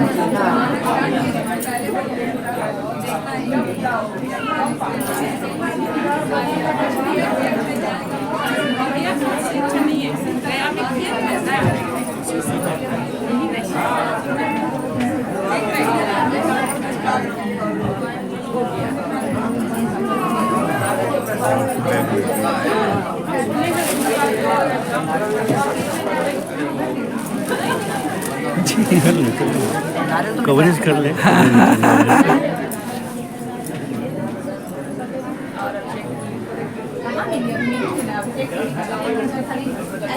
इसमें देखा यार नारियल तो नया रखा है। नहीं स्वामी जी नारियल नहीं है।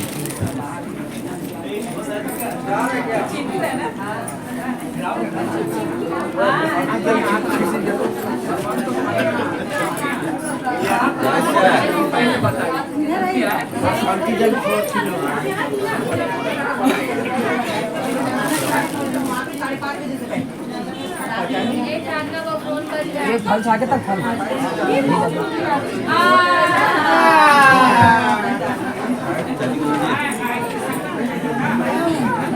एक और दो चार ये तो काफी अच्छा है।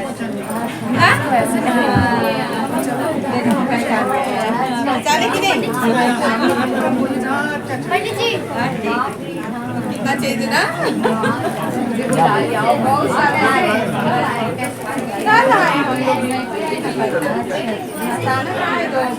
यहाँ की शायद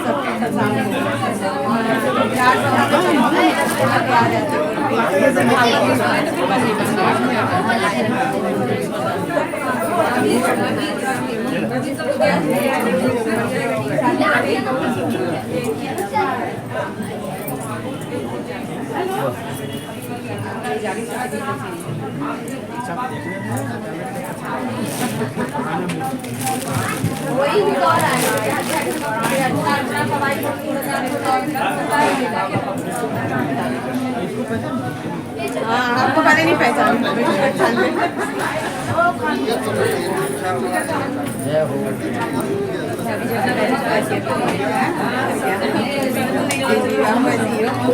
बहुत बड़ा इनका योगदान रहा इस कार्यक्रम में, बहुत बड़ा योगदान, इसमें कोई शक नहीं, बहुत बड़ा योगदान रहा। नहीं और ये बिक्की जी एकदम लगे रहे इस कार्यक्रम में, अद्भुत और बड़ा कर्मठता के साथ एकदम सेवा करते रहे। साथ में क्यों नहीं आ रहे हो? सब चल जाइए। हाँ जीजा जी बहुत अच्छा लिया। हमको तो मन था कुछ इंटरव्यू लेने का, लेकिन चलिए देखिए कल हम सोचे थे इसी मूड में, लेकिन चलिए कोई बात नहीं।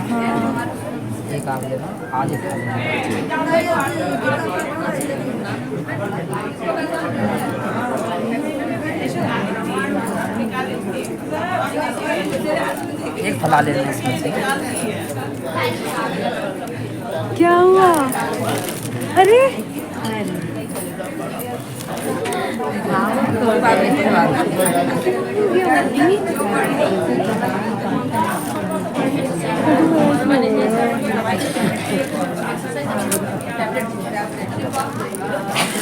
भैया इधर आओ।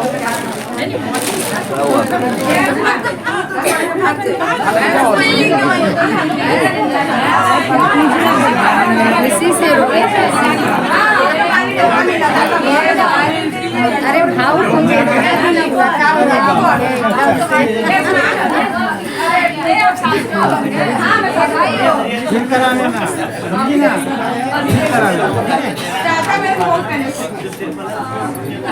पकड़ाना भैया जी, ऊपर मंच पे रख दो, मंच पे पकड़ा दो व्यास जी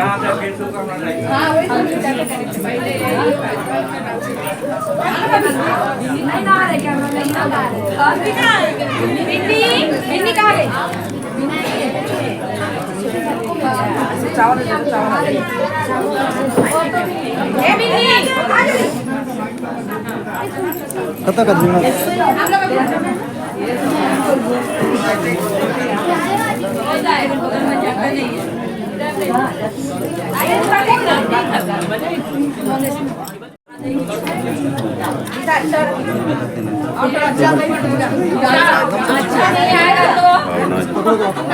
ऐसा मत करना किसी का आंटी की नाम काट दी वो नहीं लेगी तो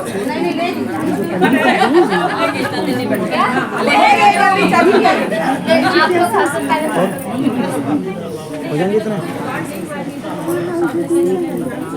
भी होंगे प्रसाद टाइम पे जब फोटो मुश्किल से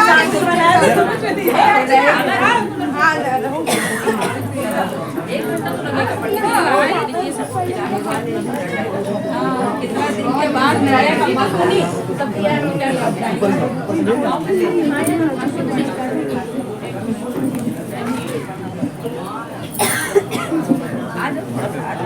लास्ट में दर्शन करना नहीं मेरा व्हाट्सएप नहीं भेजेगी और नहीं भेजेगी फलदार के और एक सेकंड निकलने वाले लोग फल और लाना है। क्या हुआ?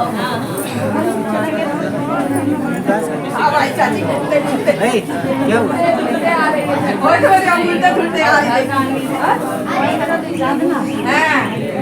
पहचान पहले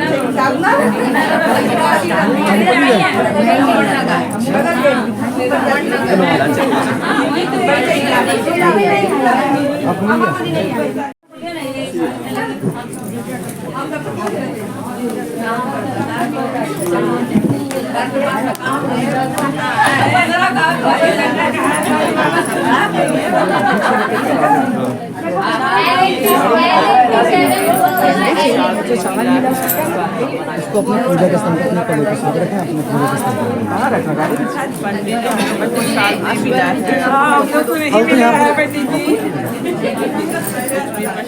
प्रसाद है वो देखना पड़ेगा। फल है उधर कुछ मिश्री उश्री होगी। मिठाई का डब्बा पड़ा है।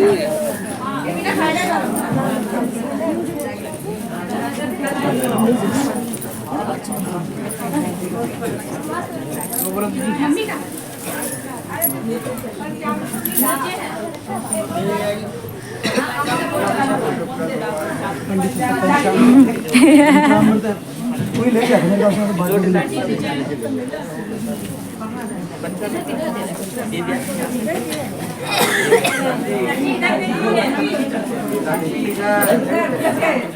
हाँ ले जा रहे इसमें हाँ